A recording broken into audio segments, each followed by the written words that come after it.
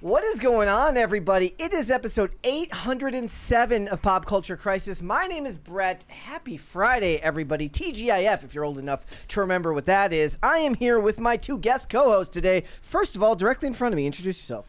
Hi, my name is Aiden Mattis. I am the host and lead researcher of the Lore Lodge right here on YouTube. And in just an hour, in fact, during this show, so watch it afterwards, we have a video coming out. So afterwards. You might, yeah, afterwards, to be clear. Yeah. Not right now. Also, I thought his name was Brad this whole time. Yeah. I look like a... No, I don't. No, you I don't have look like spiky a enough Brad. hair to be No. a Brad. Yeah, if you had my hair, you might be a Brad. I couldn't be a Brad or a Chad. I'm not tall enough for a both. Thad, perhaps. No, God, anything but Thad. No, I'm not a Thad. Not a Thad. perhaps Though a Thad, Thad. like, I would be impressed by a Thad who goes by Thaddeus and refuses to be known true. as Thad. But to my right, introduce yourself. Also, Aiden. I am the other Aiden from the Lore Lodge. I guess I'm the secondary researcher because I do technically do research, but I'm primarily the producer, film guy, editor, administrative overseer of everything that you can't do because you don't have enough time because you're researching. Yeah, so. often while I'm, sitting in front of a camera recording an episode, he'll be sucking my toes and doing the stuff that really helps me keep my brain Really focused, keeps him going, guys. We have a bunch of stuff to get into today. I want to remind everyone, Mary will be back on Tuesday. If you do, in fact, have questions as to where she is right now, I saw some comments in today's videos. They're like, who are the new guys? Who are the new guys here? Mary will be back on Tuesday. And remember, guys, normally we do Super Chats in between all segments. We will still read all Super Chats, $20 and over, as we go. But all the Super Chats we will get to at the end of the show today. It just helps us keep everything in order here. Though I think it's going to be a pretty chill Friday today. We got a bunch of stuff to get into. But remember, please hit the like button on this video, this live stream. Subscribe to the channel if you are new here and you have not subscribed here yet already. Please and thank you. Sharing these segments and the live streams out with everyone, liking the videos, subscribing to the channel. Those are the best ways that you can help us grow. It's the best way you can help pretty much every YouTuber grow. If you like their content, share it out with people, hit like for the algorithm, and share and subscribe to the channel. So what are we getting into today? Well, we've got more industry news. So if you are one of Tolkien's biggest fans, or even if you're just a moderate fan of Tolkien, you will be happy to know that the woman responsible for bringing the abomination known as Rings of Power to life has left Amazon Studios. Jennifer Salke. I knew Aiden would be. I'm so happy. I knew you would be very happy about I hate that show. Yeah, there you go. So we're going to talk about the exit of Jennifer Salke and what it looks like for Amazon going forward. It looks like it's not just connected to the fact that Rings of Power was a gigantic dumpster fire. She was apparently not able to really capitalize on the purchase of MGM and James Bond. So we're going to talk about that. We're going to talk about Disney, which is deciding to double down on their DEI practices. They put a vote before shareholders and they said, look, we like this stuff. Things are going great. So we'll talk about what a mistake that most likely will end up being for them. It's very interesting because there's also now an investigation that I just saw being launched by the FCC into the continuation of DEI practices there. There isn't a ton of information on that. It's very preliminary, but we'll look at that article and we'll talk about it. I don't think I sent that one to you guys. I found that one this morning, but it's mainly just, it's just like an announcement from the FCC chair about their intention to go forward with an investigation at Disney. We were also going to talk about Jojo Siwa. I know how much everybody in this chat loves Jojo Siwa. After all, who wouldn't? Mary's going to be very sad she missed it because Jojo Siwa is pulling her very own Gene Simmons where she is going to charge you money to go work for her. That sounds like good work if you can get it. I could start charging people money to come work for us. Maybe somebody could come in and sit fourth chair and pay us money to do that. That'd be good. So we're going to talk about that. Also, I found a cursed Tamagotchi that, well, it's not a Tamagotchi. It's a Vape-agotchi. It's a Tamagotchi vape that only keeps the Tamagotchi alive if you keep smoking the vape. If you keep vaping. It's just such a 21st century thing. It is. So we got that. We got a bunch of other stuff. If you gentlemen are ready, we can just get started. Aiden, are you ready? Let's do it. Aiden, are you ready? Okay. All right, let's go ahead and get started then. So, as I mentioned in the intro to this show, Jennifer Salke of Amazon Studios is out as head of that department. What's interesting about this is that I think most people that follow channels like this know her from is she's the one who really brokered that deal that turned Rings of Power into the absolute dumpster fire that So it ended bad. up becoming. You know what I'm talking about. It's so bad. It's so bad. But what they're saying now is it's actually going to be most likely the fact that she wasn't able to capitalize on the purchase of MGM and James Bond, that is the reason why she is out. So I have a question to you guys first and foremost. Like, does it interest you to see a studio like Amazon do something like James Bond, even if they're doing it in theaters? Here's the thing. I remember when Amazon bought Lord of the Rings, like the at least the stuff for Rings of Power. Yeah. And I remember the two big houses involved were Amazon. It was either going to go to Amazon or Disney. And I was like, oh, thank God. Yeah. Oh, thank God Amazon got it. Now I wish Paramount had got it at this point. That's where I'm no. at. Like, Everything should go to Universal. Yeah. Universal is Universal the is only really good good. studio left. Well, that's the thing is it's kind of exemplary of the changing of the guard that's happening. Yeah. I mean, all the old studios died in the 60s, and then the new ones took over in the 70s, or at least the ones that could revitalize took over in the 70s. Now it's a new changing of the guard. All the old studios are either being bought or dying off, and Amazon is essentially the new MGM. It's the and new... they suck at it. Here, I will say this: as far as movies go, I'm willing to give them a shot. But what they did with Rings of Power was so bad. How many that I other don't trust Amazon them. shows have you watched? I'm trying to think. Man in the High Castle, which again, really great show for 2 seasons. But that wasn't Amazon when it was made, Wasn't it? No, It was not FX. It was yeah, that was on a network. it was a television. I terrestrial thought Man in the High television. Castle was It Amazon went originally. no. So here's the other thing. Before you we sure? before we get into all of that, I will say that Amazon does well when they're doing dad TV, like The Terminalist or I'm looking Reacher, it up shows right that now. they don't feel like have the Reacher, I think, is solid. but those are shows that they don't feel like has cultural like any cultural influence, so they leave it alone, as opposed to the bigger productions which they tend to get involved with. But So- it's not just that. So she had problems with Barbara Broccoli. Mm-hmm. They did not get along. She wanted to. Now this is Jennifer Salke I'm talking about right now. Is the lady who wanted to turn Amazon's James Bond into a female-led series that was Marvel-esque with tons of spin-offs and diverse casts. When Barbara Broccoli was like, I can't believe these idiots. I can't work with these Yeah. people. And Jeff Bezos had to step in and say, pay them whatever they want. Just get rid of Barbara Broccoli. I want to be able to make the things that I want to make. But even then, you're not going to be able to do that because there's going to be pushback for something like that. I am going to read the press release. The notice from Amazon. So this is what they said. Dear team. Okay, let me put it here. Since joining Amazon in 2018, Jen Salke has been a driving force in Amazon MGM Studios' evolution into what it is today, a world-class producer of award-winning films and series viewed by hundreds of millions of our customers around the world. Original films and series served as the foundation of Prime's Video's growth into the world's leading entertainment destinations. I love how every company can just kind of claim that they're the number one in something. Yeah. They go on. And Jen's leadership is an undisputed driver of that success we've had in the space for years. Having accomplished so much as an executive, Jen has decided that her next challenge and chapter will be on the production side with the aim of getting even closer to the global creative community. What this is sounding like to me was the Jeremy Boring exit at the Daily Wire just like a week ago. Very rarely do executives at that high of a level, get pushed or just decide to step down into a creative position. They may be interested in that, and I do believe that Jeremy Boring specifically actually did want to get involved in the creative stuff, but you don't give up power of your own volition. That's not a thing. There's a 20 here from Pop Culture Junkie. He's our #1 insider in the industry. He says, how much money Amazon has lost on the Tolkien IP is one of the best kept secrets. A source has told me that it's a number that would cause a stockholder rebellion with torches and pitchforks like the end of Young Frankenstein. Dude, I'm telling you, if it weren't for the fact that Amazon Prime is really useful for shipping, that would have been a show that made me cancel my membership. That bad, huh? Oh yeah. Why, you are a major Tolkien Oh guy. my god.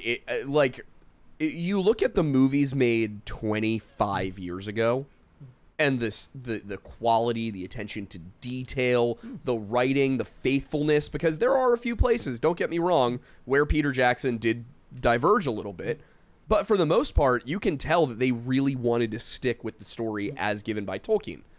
And the Amazon writers were just like, that old white guy from the middle of the century? No, I can do better than him. I want to point out that they paid $8.5 billion for MGM. And they that's deserve above market, to lose it all. And that's above market value. And the first thing, the number one thing they seemed to criticize in all of the articles was her inability to turn that purchase into anything memorable. So the one thing that's come out since when purchasing... When did they buy MGM? It was like 3 years ago now. The number one thing that they talk about is they made a James Bond game show. That's it. Was the point of buying MGM to acquire James Bond? James Bond, yeah. Like none of the other properties are going to be... I had no idea they had bought James Bond that long ago. Yeah. Well, I can double check on that. I believe it. Sure. Yeah. Well, at the end of the day, I mean, they just ended the series, the rebooted series. What? How many years ago was that now? So 2021. Yeah, so it's gonna be at least another couple years before they even begin to revisit it. They haven't even selected a Bond yet. Okay. But still, that's 2 or 3 years ago. It shouldn't take you 3 years to start, at the very least, the casting process. Exactly. Like, and we should know who Bond is going to be. Pre-production. Yes. Well, I think the reason for the holdout is kind of what happened between. I guess it wasn't that big of a change, but for me, I would imagine the way they ended the last one was so unique. I didn't see the last. Do you know how it ended? No. Can we get into spoilers about that? Let's not. Okay.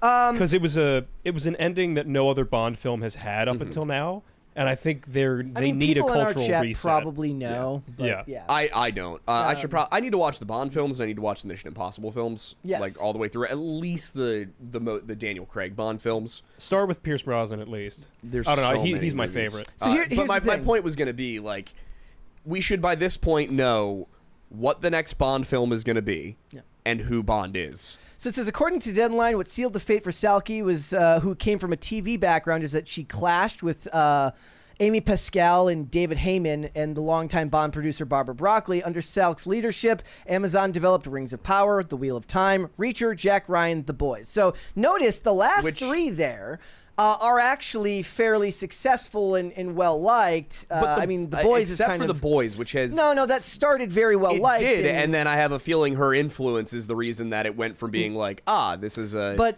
good satire to this is just wailing you over the head with the point. I don't know anybody again. that liked Wheel of Time, despite it getting tons of seasons. Yeah, I never even watched Pascal and Heyman also said to have negotiated with former Warner Brothers film executive Courtney Valenti, who had been working with Salke. Salke's role won't be replaced, as Valenti will now report directly to MGM Studios. So they're just gonna not have a head of studios. They're just going to have a head of Amazon. And what I said they should do, guys, what they should do is Jeff Bezos should turn himself into Stan Lee and have a cameo in every single thing that Amazon makes, and it should be made with AI, just to annoy everybody. I will say this. Yeah. The reason I didn't watch Wheel of Time on Amazon was Rings of Power. What was it even about? It's another story. It's another adaptation of a series of novels, of fantasy novels. Got it. But the point is... But she did such a bad... They did so bad with Rings of Power that I've never read Wheel of Time. I don't have the attachment to Wheel of Time that I do Lord of the Rings.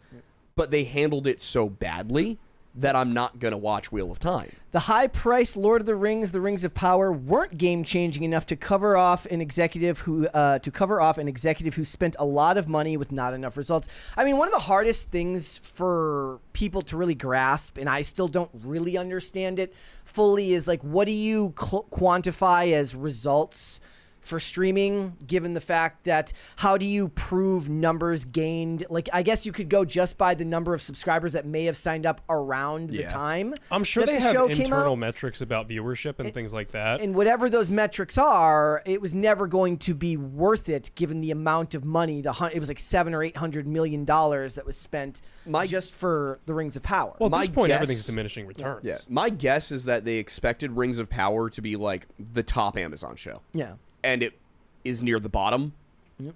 So that's probably what it was, I would think. Yeah. Because if Rings of Power was up at the top and the rest of Amazon's material wasn't cutting it, they wouldn't be looking at Rings of Power as a failure. They also... Oh, go ahead. I was just going to say, I'm surprised that it was 3 flops instead of 1 that got her canned, because this is, I mean, Hollywood's a fickle mistress. This is typical. Like, John Travolta had a 10-year span where he did not get work. I mean, yeah. Because, one film did badly. Nowadays, though, when it comes to executives, they fail up. I don't see executives as the type of people that fail and lose work. They end up failing upwards. Which I still don't understand. Yeah. I think it's primarily because they're able to can it off onto the creatives like they always have. But yeah, I mean, I'm surprised that, because even like everything that's going with Kathleen Kennedy and like other people in this area, like I think everybody's just kind of realizing it's a changing of the tide, and corporate moves slow. I saw it would help if they actually had people who like read the source material write anything ever. You know who should really be scared is Star Wars fans. What if they just plucked Salky out and put her in charge of Star Wars? God. Well, she's sticking with Amazon, right? Yeah. Well, they said she wants to get into producing. That's like when they're talking about Kathleen Kennedy, who says, "I'm not retiring." What that really means is she's still going to make movies. She just might not be the head of Lucasfilm for very much longer. Which I don't get why they're having such a hard time with Star Wars either. All you need to do to make Star Wars is look at the first 3, go what worked, and go from there. They tried to Stop do trying that to reinvent the wheel. They tried to do that with The Force Awakens, and it was too close to the original, and then everybody complained about it. So that's the thing is, like, I complained about Force Awakens. When I saw Force Awakens, my feeling walking out of the theater, and my friend Sedona felt the same way. And this is the thing, I went to see it with like 5 people. Yeah. 1 liked it, 2 loved it, and then we were both kind of like, at the very best, it was okay. I think the primary issue is because we now live in an era where, like, think about No Country for Old Men, which is not a particularly new movie at this point, but we live in an era that is all about inversion. You know, that was Rian Johnson's whole thing with The Last Jedi, and obviously it didn't work. That's deconstruction. Yeah. I think Exactly. Abrams was okay. Johnson killed the series. We need to exit the age of deconstruction. I want to go through a couple of the reactions that I found slightly entertaining here. You guys might find these entertaining as well. Just give me 1 second here. So Nerdrotic says the studio head who brought us the abomination known as the Rings of Power is gone. Nature is healing. This one says, this is from someone says, I have to imagine that Jennifer Salke was forced out to some degree. You can't burn roughly $700 million of someone else's money on one failure of a project and continue to work for them. Well, here's the thing. Like, that depends on what studio you're talking about. As tech companies take over more and more of the entertainment space, they have money to burn. Like if you saw the report we talked about last week, Apple TV loses them like $1 billion a year, but Apple profits $93 billion a year. It's a rounding error for them. Yeah. And, I give them credit as much as I hate Apple TV to like they stand on business and just continue losing money on new stuff that nobody watches. Everyone's like, oh, it's great. I'm like, well, if a tree falls in the forest, just see, I don't understand how the streamers didn't adopt that like method early on. Like only creating new content. Well, not even that. It's good. Like Netflix should have recognized in 2012 that the reason they make money is because people want to watch Friends and they want to watch etc. They understood that. But it seems like they keep doing the quantity over quality thing. Yeah. What they really should have been doing is, hey, people come every day to watch the shows they love, whether or not we make good shows. So why don't we, instead of making a bunch of shows that very few people will watch, call it even for whatever we make from people coming to watch Friends or whatever show is currently on there, and use that as a budget to then create new things and just cap that at that. But it's worked for Netflix. So if you go by, but has it worked for Netflix? Yes. Not raising their prices again. No, yes, it has worked for Netflix, and I'll tell you why. If we're going solely off of actual viewership, if you look up the number, like the metrics from Samba TV, every single week they release a top 10 list of all of the most watched shows on streaming, and every single week, consistently, 7 of 10 of those are Netflix shows. Netflix is synonymous with like Xerox. Are they new shows though? Yes, they are. Like, I mean, but their viewership, that doesn't matter. No, but you're also like, first. Yeah, that's what I'm saying. Half of those are new, and the other half are ones that are licensed to them. Yes, but the point that's a first and best dressed issue. The for them, if it's season 2 of I don't even know what the most recent ones are. It'd be interesting to look it up what it is right now. But for the most part, most of them are new. And they don't like in the stuff that they license. They're licensing now. They're so far ahead that Warner Brothers and HBO has had to like rent out or license out a bunch of their content Yeah. because they can't keep up with what Netflix has been producing, and Netflix is always producing new content that ends up like you go look at the numbers for like hours viewed, and it dwarfs even the highest numbers from these other studios because But they're Netflix still is in the debt. default. They're not. No, they are not. They are Netflix? profitable.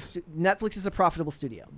It's the only of the streamers that, okay, the studio may be in debt, but it's the only streaming service that's profitable consistently quarter to quarter. But they're also now going to a platform that is supported by ads at the lower tiers, or you've got it's up to like what, $40 they're a doing, month. I mean, they're for the doing that on premium purpose. tier? That is every single one of these streaming services' goal is to push you to the I ad know, tier. but that's the thing is like that means that it's not working. They have to go to ads. I mean, Yeah. all of them do.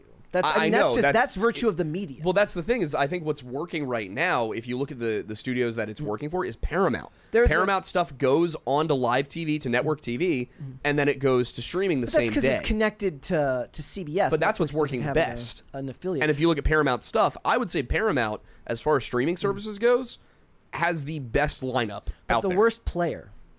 The Yeah, worst definitely. actual user interface. We missed a 20 here from Crandall Logan. Says, something, blame fans, something, sexism, with not liking Guy Ladriel. Also, I work graves and should be sleeping, but wanted to see Aiden's again. Question, are we at the point where there are no good ideas? No. No. There's endless good ideas. The difference is, will the studios actually approve of that idea unless it's connected to something that's already been created, some type of They previous will IP. always be risk averse because that's the nature of business. It's why I actually always take the studio side, because I get annoyed when the creatives are like, why won't you give me money for my niche project? I'm like, because it's make it yourself. No, that's also why. That's the thing that you can't. But the other thing is that's why the best directors that we know of, the thing that doesn't get talked about Spielberg, Scorsese, all of these different people who made amazing films was because they're also amazing businessmen.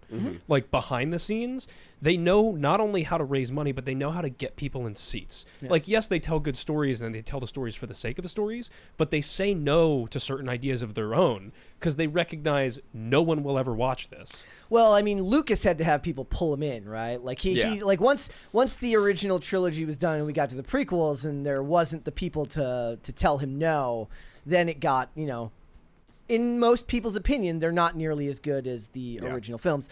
Well, I'm just going to go through a couple more of these. This one says, Amazon's agreement with the Tolkien estate entails a five-season commitment. With Salky gone and the show bleeding money from the studio, I imagine the folks at Amazon want to alter the contract with the estate, or as I've said previously, they intend to slash the budget. It'd be funny if it just becomes a fan film in the last two seasons. Yeah. Well, I mean, that's the thing is they could have just bothered to invest in costume design instead of having costumes that look like they're out of a Spirit Halloween. Yeah.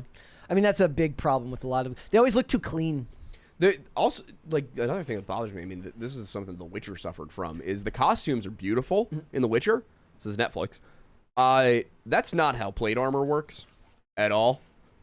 Like, you're just... They should hire you. It's not believable. They should. They should hire you. They should, because Well- I would tell you that a sword that is 2 feet long is not going to cut through a plate cuirass at all, and you're just going to look stupid on screen, and I'm going to be angry at you. All right, let's move on. We got a bunch of other stuff to get into today. So there's a lot of traditional Hollywood news, but I just thought that this story in particular was just unbelievably weird. So do you remember Suzanne Summers of Three's Company fame? Well, she passed away about 2 years ago. And what we're finding out now is that her husband, Alan Harmer, requested that an AI twin be created of her after she died in 2023. And he claims that she requested this 35 to 40 years ago. I'm not even kidding. It says on Tuesday, he told the Post that the idea for an AI twin of Summers started decades ago. He says about 35 to 40 years ago, he recalled the actor saying, I would really feel, this is him saying she said this, I would feel really good about having a Suzanne Summers AI twin representing me. I hate this. This sounds like a man who really loves his wife and cannot accept reality. Yeah. I don't know if Suzanne Summers 35 years ago would have used the vernacular AI twin. No, the way it's phrased sounds completely false. So it says he Like confirmed. she probably said, like, if you could upload my consciousness. That, okay, so the Like first that thing I I thought could of, see. Yeah. the first thing I thought of when I saw this was the trend around cryogenics and Walt Disney Freeze my head freezing like the Disney, yeah. freeze the head so that when we've conquered the death barrier, we can bring each other back, and that's like kind of the place that we're at now. We got a 20 here from Pete Donovan. Oh, we got two 20s here. He says. Pop Culture Junkie says, remember, a streamer's prime metric for a show. Does it attract and keep subscribers? Streamers are the chum prevention, are in the Churn. chum? Oh, churn? I churn. thought it said chum. No, You're right. It's churn. No, it's churn prevention business. In this metric, Rings of Power is at the bottom. Yeah. Oh, the more I read through this article, the more it is Scary, just huh? deeply But uncomfortable. there's a Pete Donovan 20. Thank you guys. It says, fun fact, the Beatles could have been the first to make a Lord of the Rings movie, but Tolkien's estate said no. Years later, McCartney told Peter Jackson it was for the best that it didn't happen so that Jackson could do them first. Well, that's, as you get more rungs down the ladder in the family lineage, they care less about what was created before them. So your kids may carry on and care deeply about something that your parents created, but once you get down to the grandkids and the great grandkids, it becomes about money. Yeah. Unfortunately. So And that's the upsetting thing. Like if I were Christopher Tolkien, I understand why he passed it down to the other members of the Tolkien family, but like if I were him, I would have given all creative decisions to a group that's more dedicated to preserving his story. I mean, I think it should just die. I think when your art is done and you die, I think it should die. Like Maybe. Even because here's the thing, even if you pass it down to a group that wants to that believes in preserving the image of something like that, they're still not your ideas. Yeah. There's somebody else's interpretation of what they believe your ideas would be, and that is just a couple of steps away from how these studios view it when they buy up the IP and they say we're going to respect their wishes. Well, you don't know what their wishes are, and even if you know what you think they would believe, that doesn't mean that you do. And in a lot of ways, I think that it shouldn't go on. That's after the weird creator legality dies. about IP, though, is because, like, if you sell it, you sell your right to control it. And that's different, right? Where's the... Oh, there it is. I knew it was coming. Dancing. Thank you. Somebody's dancing. Mary would be very proud. Okay. So You gotta keep the vibes so, going. I know. According to this article, it says that the AI was able to recall events from their marriage and the entirety of her career, and they tied this to a Realbotics robot to make it look like her. No. So here's the image. There's the image of what it looks like. I hate it. I hate it. He Scroll also- down. Scroll down. Show him the part where they took the face off. Yep. Yeah. Ah. Did we learn nothing from iRobot? Also says that they want to use the AI to recreate to create new episodes of Three's Company. I'm like, so is this a cash grab? Like, I'm sure you've got money. Is this a cash grab? They just want to make money? It's so deeply uncomfortable. That's a crazy way to cash grab if it is. And it also doesn't look good enough. No. No. Like, what guess are you going to do? Is it going to be CGI? The Like, logic would be like in 5 years as this technology advances faster and faster. You also have to remember the average eyesight of the people who would care about That's more true. Three's Company episodes. They're like, Yeah. looks just all I just is for the past 3 years, just constantly on repeat in my mind has been your scientists were so busy figuring out whether or not they could that they didn't never stop and stopped think about whether or not they should. Yeah. wrote that in my notes. Yeah, like I'm so creeped out by everything happening But right no, now. the thing about this is though is it's kind of like mission creep, which is like to us it's weird, but by the time like we have kids, it's going to be even less weird to them, and by the time they have kids, these types of things will just be seen as a logical extension of your existence. I just want to know what they think the end goal is. I don't think they're thinking about an end goal. I think it's mostly. I think there's probably somebody exploiting Alan Hamill's like grief. He says, I think she would smile a lot and be really happy about it, he says, of the AI twin. She would endorse it. I'm happy about it. My family is happy about it. Like, I feel like that's not to be mean, but it's a bit of cope for the fact that you're mourning the loss of your wife.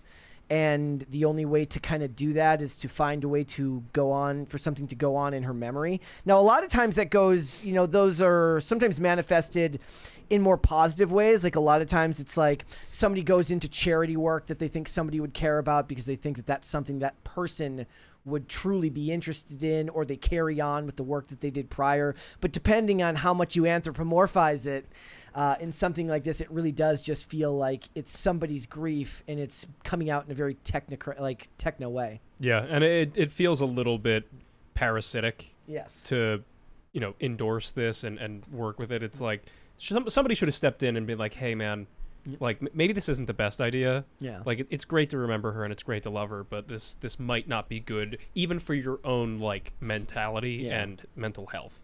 So it says Alan Harnell was it Harnell or Hamill? It was Harnell. Was my wonderful husband, 55 years, the digital twin said during the exhibition this month. He's my partner in everything from life to love, and we've shared so many beautiful memories together. Like I imagine if the voice mimics spot on and you are grieving in the way that you are, that's a very, very powerful thing to experience. Yeah, but at the same time, it's so weird. This feels like a horror movie. This feels like the beginning of a horror movie. I don't know how you could have such a level of suspense of disbelief that you don't recognize it as just an algorithm spitting back your dead wife's words to you. Well, the point is because you want to believe. I know, but it's crazy. It's like when a psychic predicts things that that they couldn't possibly know, and if you don't believe in any type of mysticism or third sight, second sight, whatever it is, logically that most of the time, all of the time, they are some form of con men. They can cold read very well, but it's the mark's desire to believe something like that to be true that charlatans prey on. Yeah, I mean, I'm just sitting here thinking about it, and I even thought, I wonder, I love my dog. I wonder if I should clone my dog so that once my dog passes, I can still have my dog. And even then, I'm like, but it wouldn't still be Archie. No, it would be a dog that looks exactly like him and maybe even behaves exactly like him, but it's not. Well, that's him. the crazy thing I think people forget about cloning is you can clone the DNA, but you're not going to be able to clone the sequencing of the neurons that occurred from how they develop. Even if you somehow manage to clone yourself, it's going to be a different person by the time it reaches your age. But the thing is, we've talked about this before in the relation to people who get addicted to relationships with AI chatbots, is that for the next generation and on, they spend so much of their existence in front of a screen that most of their human connection is digital in some way, shape, or form. So you can't even actually think of it as a digital recreation of something mammalian. It's just a computer algorithm spitting back the information they would say. And if all of your interactions were through pixels, how is that any different than if it was that person speaking on the other end of the screen to them? We're willingly letting ourselves go into the matrix. So in order to not do that, go outside. The best thing you can do is go outside and go do something in the real world. No, as everybody knows, the best way to escape the Matrix is to go to the Bali time chamber and work out shirtless with other dudes and eat steak off of a cutting board. That is true. This is also true. That is true. Everybody knows. You have to do that, and you have to own a Bugatti. Yeah. And very, very nice cars, and move to Romania. Yes. Moving to Romania is really step one here. In Minecraft. I don't know. Talking with an accent that is completely indecipherable as to where it came from. I think it's fair to point out also that for somebody of that age, it's kind of crazy to think that they would be amenable to something like this. But as this technology becomes better, more and more people that are younger, my age, for instance, once they've grown, old, and a spouse dies, it's going to become even more common for stuff like this. And these companies, the AI companies, the robotics companies are lobbying heavy in government right now to allow their work to continue. I guess AIs is mostly about their ability to do machine learning without paying for what they're doing, right? Is from what I understand that most of the AI lobby is to allow them to, train their machines on publicly available information, not have to pay for it. But as everybody's seen, do you guys watch the Studio Ghibli stuff going on Twitter this week? Bit, yeah. With all of the pictures and stuff like that. In 5 years, it's going to become even harder to tell the difference between fake and real. Yeah, I don't like how fast it's progressing. I don't like how good it looks. The fact that the Will Smith eating spaghetti video is only like 3 years old, Have and you now seen it's the updated almost one? Yeah. There's like oh, a yeah. new one that's like way better. It's almost indiscernible from Yeah. reality. Like again, there is no world in which any perceived benefit of this outweighs the negatives. You know what the only benefit of this is? Is it's going to destroy the abilities of the internet to be involved in things that matter outside of the internet. Like, they're no longer... We will get to a point, I think, within 10 to 20 years where anything that happens online will be discredited in anything related to business, politics, or anything like that, because there will be no good discernible way to tell whether or not it's real. Yeah. So nobody will care. Yeah, and then what happens to criminal justice and things like that when there's, you need a video of something to prove something happened. You're a corrupt prosecutor. What happens then? It's going to go back to the way it was before video was invented. Unfortunately. Yeah, there are no upsides to this. No. Sam Altman is going to be viewed as one of the worst people to ever live, and for good reason. We'll have to wait and see. All right. Oh, no, we're not waiting. I'm making it happen. Okay. I'm going to use my platform just to make everybody aware that Sam Altman is a bad person. All of that, and we can't have AI Suzanne Summers. It's a damn shame. All right. What would you guys like to see? Cringe or cute of the day? We'll start with cringe. It's always better. It's always start better with to cringe. start I with always better to give start with people the option, but we'll start with cringe today. I've got a couple here. So we'll do the less bad one first. Thank you, Olivia, for always submitting cringe in Mary's absence. So let's watch this one first. This just says hashtag Peppa Pig. What?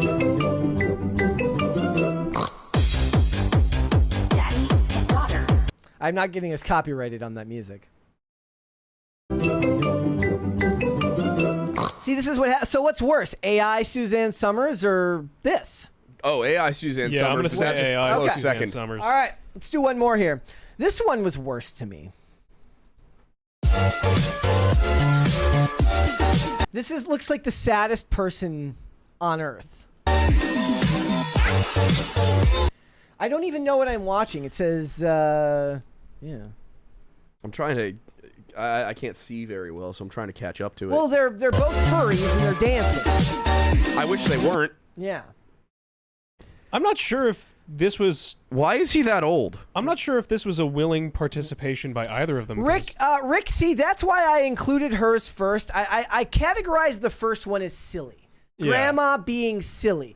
This one screams of antidepressants and problems. Yeah, neither of them look particularly interested in being there. And here's the thing. I don't know if one is... I mean, this I is don't straight know out if of this MySpace 2006. Yeah. Is this a Or father and 2008. daughter, or is this a really gross Discord couple? Oh, yeah. Could be both.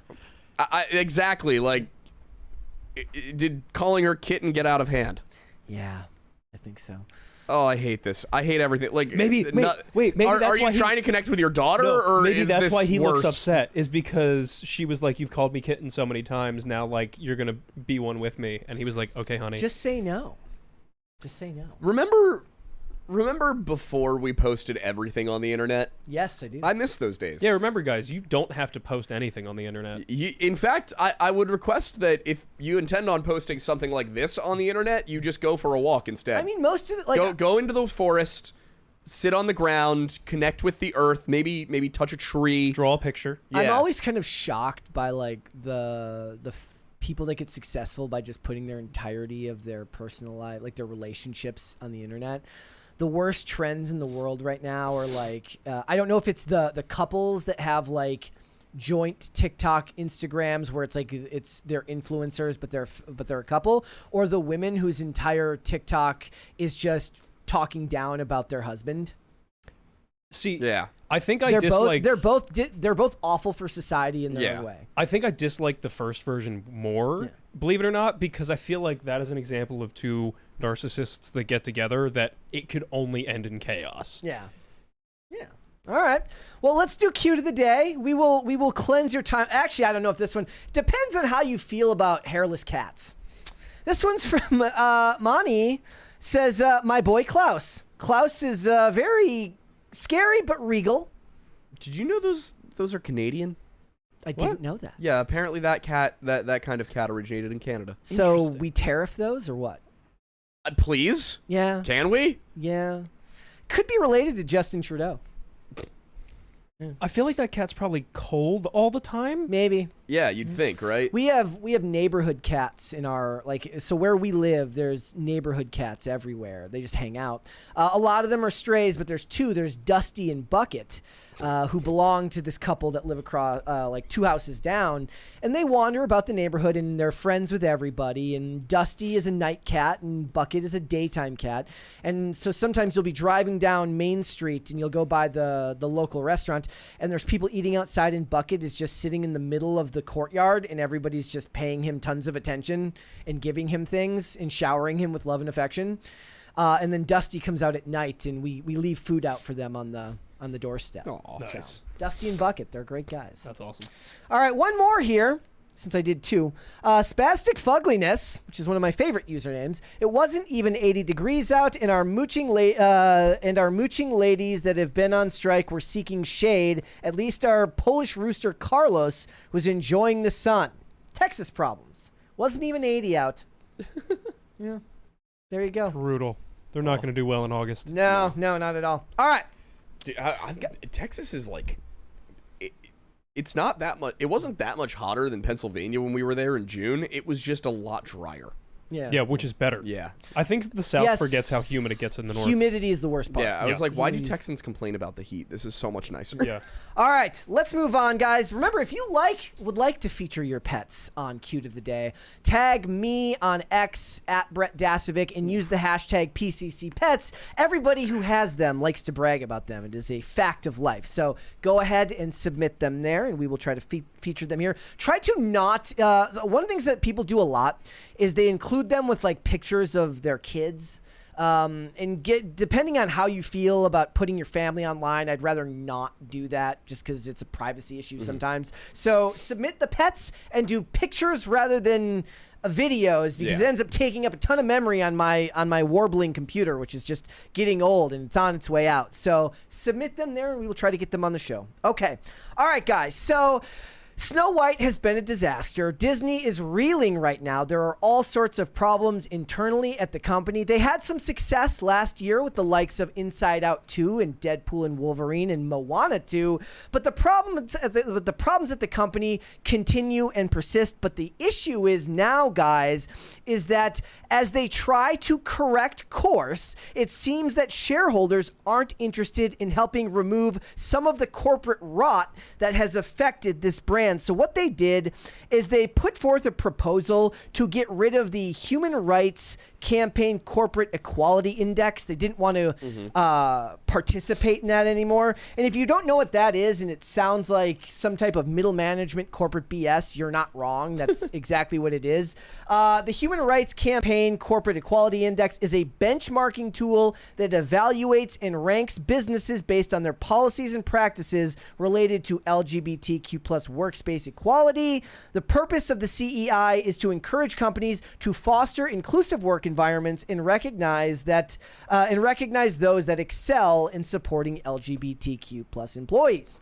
So they roundly rejected the removal of DEI from the company, which is something that even Disney is starting to roll back in lieu of Trump's executive order related to companies, using DEI policies. And it's become a really contentious issue for everyone as people debate. It's kind of like the word woke, which I really hate, which is that depending on who you are, you have a different definition of the phrase DEI and what you think it means. But if we're talking Disney at the creative level, it is the idea of race swapping major characters in traditionally Germanic folklore and things like that solely for the sake of scoring points with people who likely aren't going to buy your products anyways. Even if you hire the right person for one role, you'll hire the wrong person for the other role, like Gal Gadot getting hired, and then people boycott your film anyways. So they're still going to use the Human Rights Campaign Corporate Equality Index. It needs a shorter name. It does. It really does. It's a form of corporate virtue signaling that doesn't benefit you on the creative side, but on the business side, depending on how much you rely on stakeholders as opposed to shareholders, it boosts your company's score within these metrics that they use. There's great videos that have been done about the topic of corporate progressivism and how they use these types of virtue signaling tactics to raise their company's profile with companies like BlackRock, companies like Vanguard, State Street, which invest heavily. I think the largest, I think Warner Brothers itself is largely owned by those companies as far as the shares in the brand. But only 7% of those shareholder voters voted to get rid of this. And that's a bit shocking. But I wonder how much of it has to do with people who might just not be on the pulse of what's going on, or they feel as if there is a difference between implementing these policies at the corporate level as opposed to at the creative level. I think there 100% is a difference, in my opinion. Because, at the corporate level, very blatantly, we've definitely seen an improvement over the last 3 decades of, the variety of people who get hired. I mean, there were, several articles and studies that came out in the late 90s, early 2000s that showed people during hiring practices would 50% or more of the time not hire people with black names just based on the resume because of their own personal biases, nothing more. And often it wasn't even intentional. And then I think 2 years ago they did a few other studies that showed that the percentages went down. Yeah, but the issues we're dealing with now are quotas. No, but that's what I'm saying, is that on the corporate side of the hiring side and ensuring people are actually being hired fairly, that's great. But now that it's become politicized in other elements of the business, in marketing and things like that. But Disney has things like the Reimagine Tomorrow initiative, which the goal was to give 50% of their hires to underrepresented groups, when most people, at least the people who want to see the movies do well, would say you shouldn't be hiring on any quotas. You should be hiring on the merit of the person who's applied for this job. And that's my point, is that they've pushed it too far. Yes. The initial goal was admirable, and then everything got too insane. The way to do it is anonymized resumes. Yes, 100%. No names? No names, just... honestly, maybe for the first round, no names and not even any not even what's your degree, but not what school you got degree, it from. Experience. That's one of the biggest misnomers that you always hear is well, it's about hiring 2 people who are equally qualified, when it's impossible to do that because every hiring manager is going to have their own standard of metrics that they employ. Most of the time it's got something to do with the resume, but it also has to do with the way they interview, and no 2 people interview exactly the same. Also, I mean, people say it doesn't happen, that people don't get hired because of these quotas. I had that happen. Yeah. I did not get a job that wasn't even client facing. It was it was a writing job, sure, but it wasn't anybody was going to be able to look at my name and know exactly what I look like. So it's in the chat. I thought this was interesting. It says it's corrupted from the top down. What I think it is more likely true a lot of the time is that it's corrupted from the middle management up. So what happens is the CEOs, we've seen this in the way that CEOs, as soon as Trump took office and started rolling back DEI policies, they're like, let's go. Yeah. Let's get rid of them. Now with Disney, it's a little bit different. They said they're going to roll them back. What they did is they changed the name of these policies, and they continue to do the same thing. They employ the same metrics. They give the same bonuses to people for hiring metrics. They just change the name of what that bonus is called. It's very, very sneaky, but that's corporate life in general. All it's going to do is make their hiring policies and their mission statements more opaque and vague. Whereas before, I mean, in general, I laugh at the idea of corporate ethics and mission statements, because most of the time the mission statement is to make money and everything else is just a side effect. It's if the idea here is we want to do good for the community, yes, so you can make money, and that's fine. Yeah. And that's fine, but the question is, if people tell you that they don't want these policies in place, if they don't have faith in companies that run with this type of ideology, you're not building a recipe right now for a more transparent company. You're building a recipe for those same middle managers who are likely not losing their jobs to write even more vague language, to make everything even harder to decipher. It's going to keep YouTubers employed for a very long time as they try to discern all this stuff. There are so many channels. We are not really one of them. We're not we don't cover Disney a whole lot. shocking, but not everybody's interested in corporate structure. But like, there's a lot of channels that do really, really good work, like deciphering the way these companies have tried to pull the wool over the eyes of the public. The public knows it's happening. They watch the movies. They know they're bad. They watch the productions. They know that things aren't what they used to be. But you don't understand is how it got to that point. That's the thing that I don't get is like, why are we here? Why is the entire country, outside of a small but loud minority on Twitter, saying, "Hey guys, can you just make good movies?" And Disney's like, "Absolutely not. I am not doing anything without thinking about diversity quotas first." And Brett just said it. It's like at the end of the day, you have to look at the incentives. But what's the incentive? Well, there? that's the thing is that if their bottom line is showing that this stuff is making them more money, even if everybody keeps calling it garbage, that's what they're going to do. But it's not making them more money. Is it? No, it's not. Not compared to the budgets. Like, if they make $700 million on a movie that costs them $100 million, sure, but none of those movies were done with those budgets. They're done with $250 million budgets and $100 million marketing campaigns. So if you're making a movie for $250 million and you're spending $100 million marketing it, you're doing that to make $1 billion. Also, when you look back at it, really think about the movies from when we were growing up. Yes. Were there that many movies where you were like, there's not a single non-white person in this film? It wasn't like, oh, all of the leads in all of the movies I'm watching are male. No, you go back and you look at it, and there was a good spread. There was diversity. There were people of all shapes, colors, and sizes. There were different religions involved. And nobody was talking about diversity. It only, as he got into the 2010s. Because it's a capital D buzzword that means something very, very specific. I told this. But what I was saying is, I feel like we have the same amount of diversity, slightly more in some cases, but the writing quality and the acting quality and everything has gone downhill because they're all looking at it and going, all right, well, we need to make sure we're hitting these exact numbers. We need to make sure that it looks good on paper. Our statistics for how many people are doing what. I point out the Fast and the Furious, unbelievably diverse franchise Incredibly of people diverse. From the very beginning. Vin Diesel, Michelle Rodriguez, Paul Walker, Tyrese Gibson in the second movie. It's literally like it looks like a college brochure, a very, very criminal college brochure because they're all criminals in the movies. But it looks like a college brochure, but nobody pulled into question whether that was what it was supposed to be because it authentically felt like everybody was exactly who they were supposed to be for the role. Paul Walker was a rising star at the time. They continued the franchise even after his passing, and it got bigger as it went on. And those movies do better now overseas than they do in America. Also, if you look at I'm thinking even movies like Remember the Titans, which is a movie about racism. It is a movie about racism in a small town.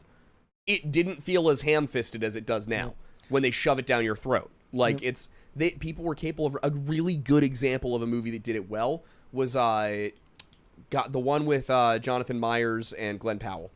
You think Jonathan Major? Yeah, Devotion. Devotion. Yeah, Devotion was great. And it slapped you right in the face. It's like, hey, this is a movie about racism. And it didn't feel like a woke movie. The problem is making that movie now is going to turn so many people off that they're not even going to bother to see it. No, but this was only a few years ago. No, that's what I'm saying. Doing that movie in 2023 reeks of the studio saying we need to make a movie about racism. It did, but the movie handled it. It did a good job. There's a barrier to people even going to see it because they're tired of it. Yeah, I agree with that. Like, even if Jonathan Majors hadn't had the scandal that he had, that movie wouldn't have done the numbers they wanted to. Because look, what was the movie from a couple years ago with Green Book with Mahershala Ali, and it won, was it Best Picture?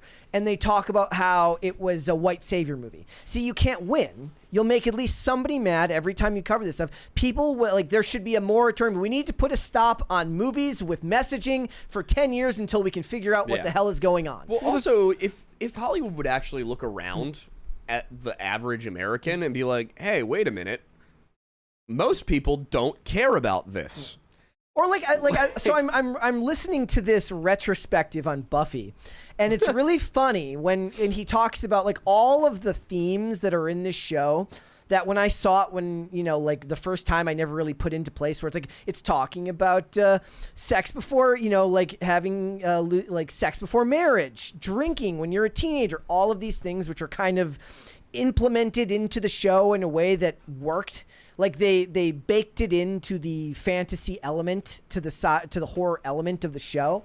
And, you know, there aren't a whole lot of Joss Whedons these days. And sadly, we lost the ability to have like good Joss Whedons because everybody tries to write like Joss Whedon now and nobody can.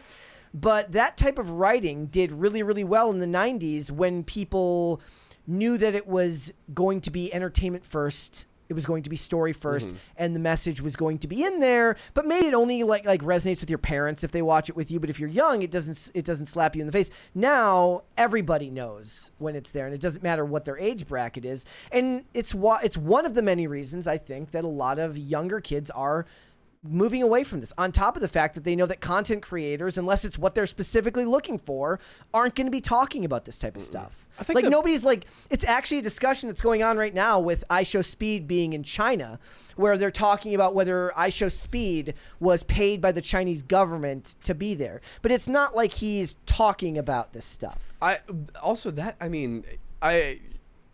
iShowSpeed is working for the Chinese government, at least not in any way he realizes. I'm sure that they were like, hey, come here, we'll pay for your entire trip, we'll get you set up, it'll be a really great experience. Maybe we'll just pay you some money to come to, like, to make it worth your while, because for him to go there and skip out on streaming probably does cost him money. So they probably did pay him, and he probably just saw it as like, oh, cool, I'm being, paid to go visit China.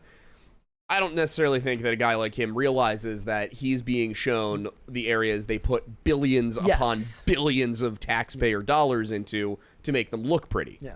All right. So before we move on, I just want to call your attention to this article because it just came up today. The FCC prepares to investigate Disney over potential discriminatory DEI policies. Also, just to really quickly, because I saw it in the chat, that should not be construed as me being pro-China. Yeah.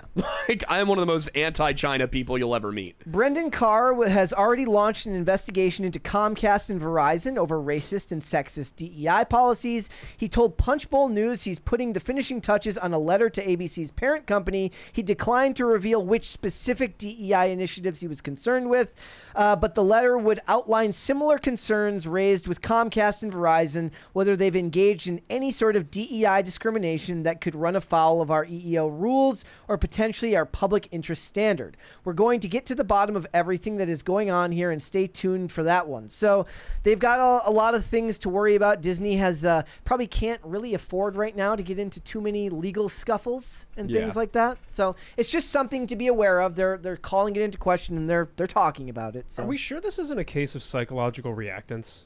What do you mean? Like, part of what we're talking about is the fact that, like, everybody's upset about the fact that everything is being shoved down our throats. But I think part of that might just come from the fact that movie magic isn't magic anymore.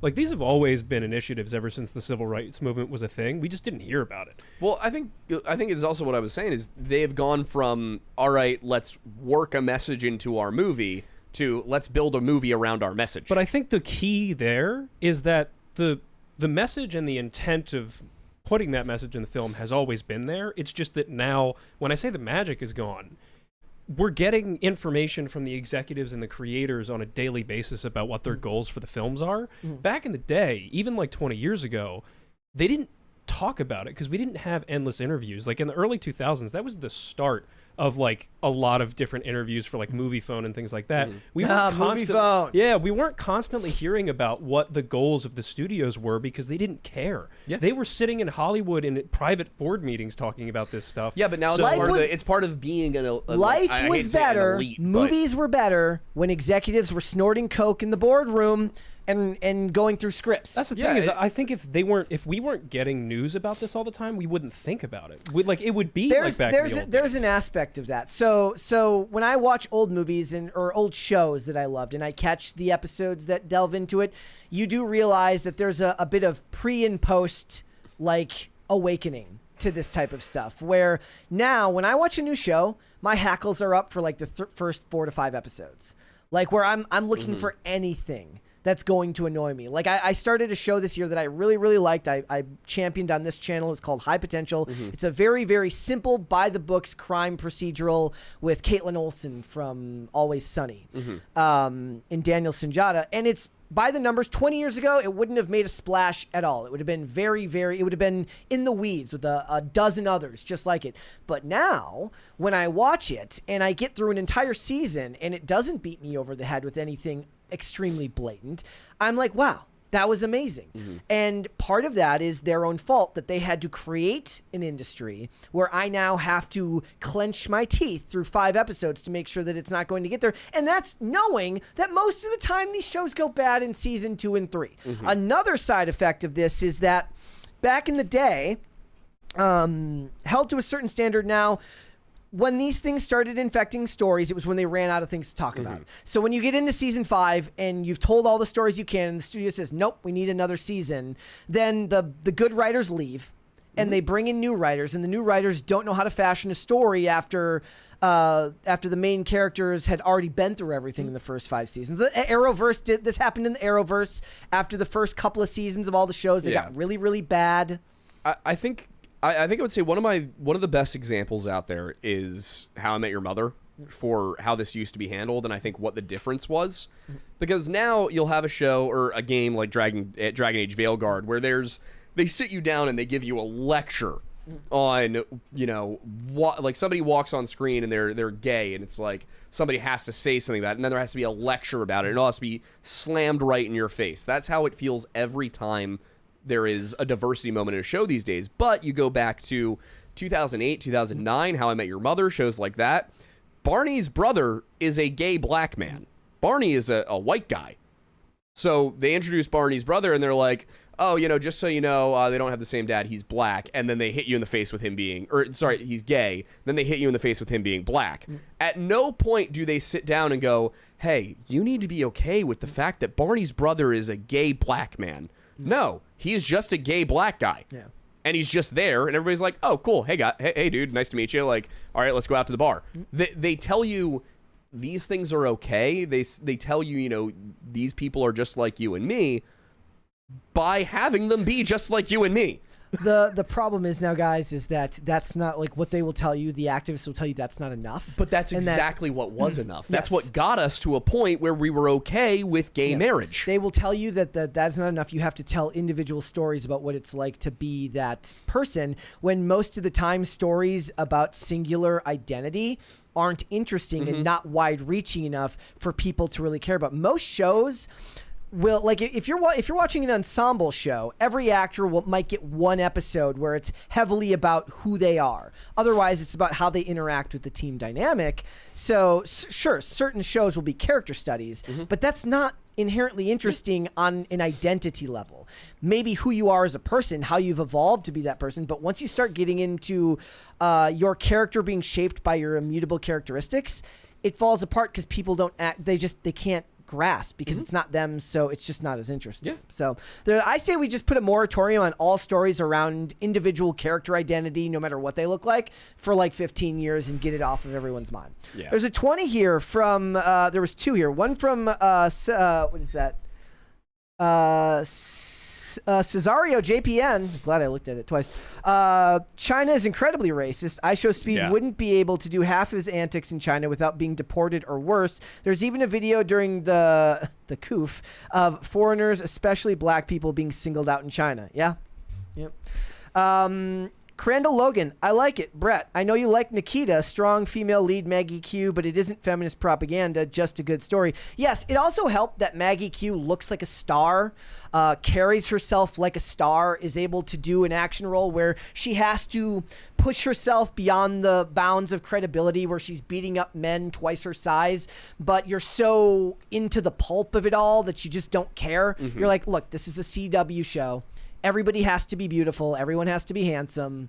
That's the way those shows were. And the world was better for it when we made stuff like that. It really was. And everybody, if you haven't seen Nikita, the 2010 Nikita starring Maggie Q, Shane West, Lindsay Fonseca, who's the guy who plays Burkhoff? That guy's awesome. He doesn't even look like a movie Aaron star. Stanford. Aaron Stanford is awesome. He was in the 12 Monkeys TV show, which is really, really good, actually, with Madeline Stowe.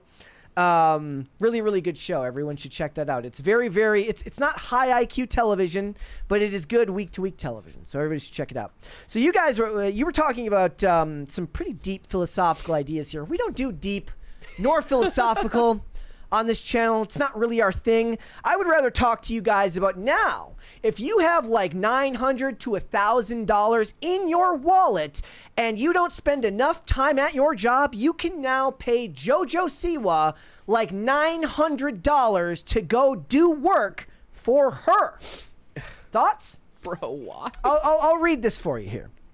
So it says, you are actually going to get to come during while we're loading the show, and you're going to get to kind of help us set it up and make sure things are right and test out the drum with me or the DJ booth with me. So like you can help pick her song set, I guess, and set up the stage. We talked about this a couple weeks ago because we talked about Gene Simmons was charging $12,000 to be a roadie for him.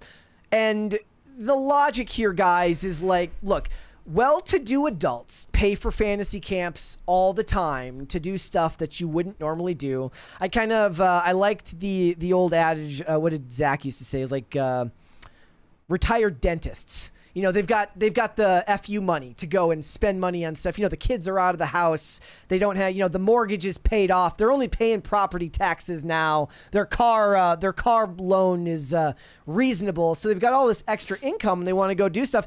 That makes sense somehow to me with Gene Simmons. His audience skews older with money.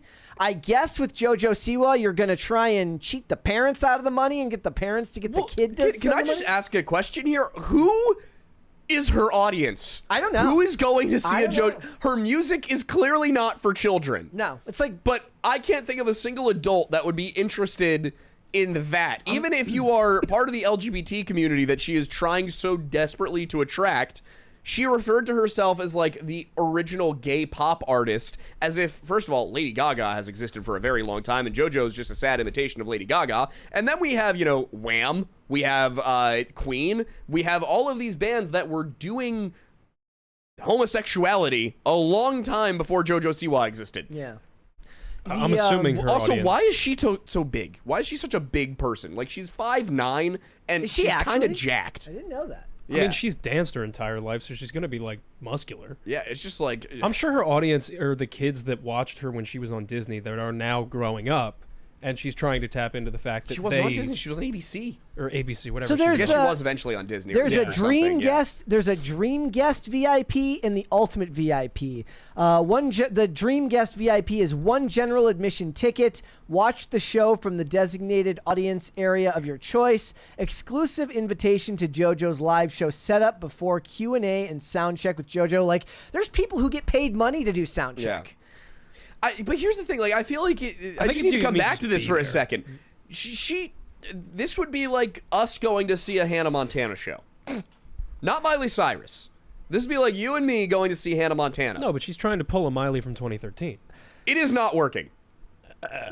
I mean, it's kind of hard to do that now because it feels forced every time they do it. It felt forced back then. It didn't feel forced when she did. I think she genuinely just kind of did a thing. No, I mean, but this is what every pop star does. Britney did it. Miley did it. Like, everyone tries to shake their, like, child star persona. We go opposite directions so they can then move away from it and then have a career in reality and adulthood. We talked about this last week as we talked about how, look, we've covered that before because Sabrina Carpenter is very big right now and she was Disney.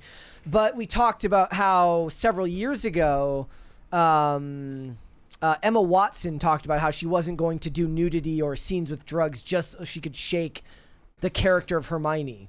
Like, she's not going to purposely go the other direction. Granted, nobody's watching movies with her anymore, so maybe she should have. Well, but so that's the thing is, didn't her Beauty and the Beast do really well? I mean, 2017 was a very different time. That's true. People had a little bit more light in their eyes about the idea of live action stuff. I think it was 2017.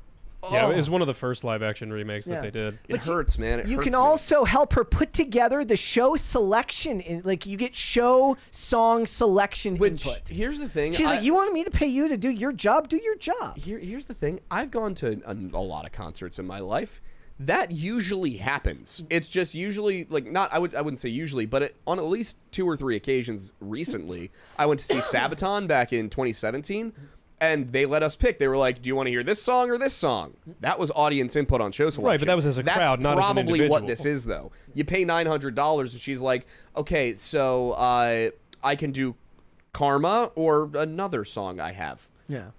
And they pick Karma every time. Exactly. It's like, it's probably a moment where it's like, you get to pick between 2 or 3 songs. All Time Low did the same thing where they like, you could you could vote in on your phone. The funny part was that we all voted for the only song they gave us as an option that they hadn't practiced.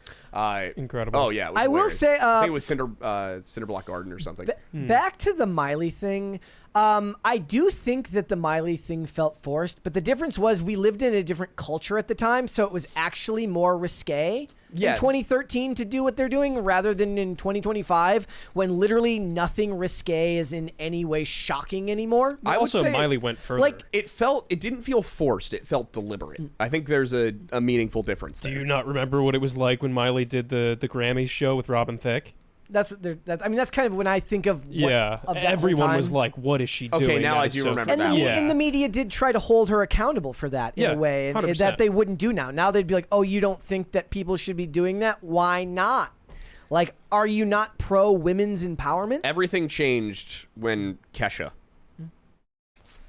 Yeah, and Okay, come on. Kesha was risque for the time, and it's changed since I mean, then. she was just kind of Was like she was just. Yeah. I don't think of that as risque. I just think of her as posing to be like the living embodiment of whoever the biggest hot mess in your neighborhood was. Yeah. There's a place Like downtown where the freaks all come around. There's a hole in the wall. It's a dirty free-for-all. She was kind of a that was generation risque. Cyndi Lauper. Whichever person. Wait, what? In terms of like aesthetic and vibe, like how chaotic she was.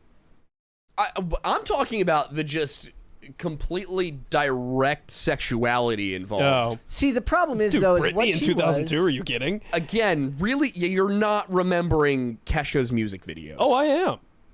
Are you remembering Britney's? I don't remember there being like a goat in a satanic goat in a strip club that was also a church.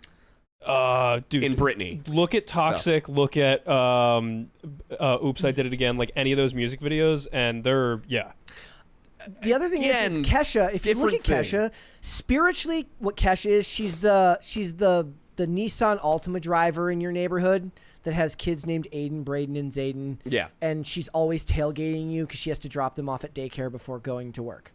Like, that's what she was. She was the living embodiment of hot mess. In a lot of ways. The point is, guys, $900 for this ticket is a steal compared to Gene Simmons, who is charging $12,000. I like that he ended up having to address this. This article is fantastic. It's really, really funny. It says, new trend alert. Some of the world's most shameless superstar musicians are charging fans exorbitant fees for the chance to lug around their gear.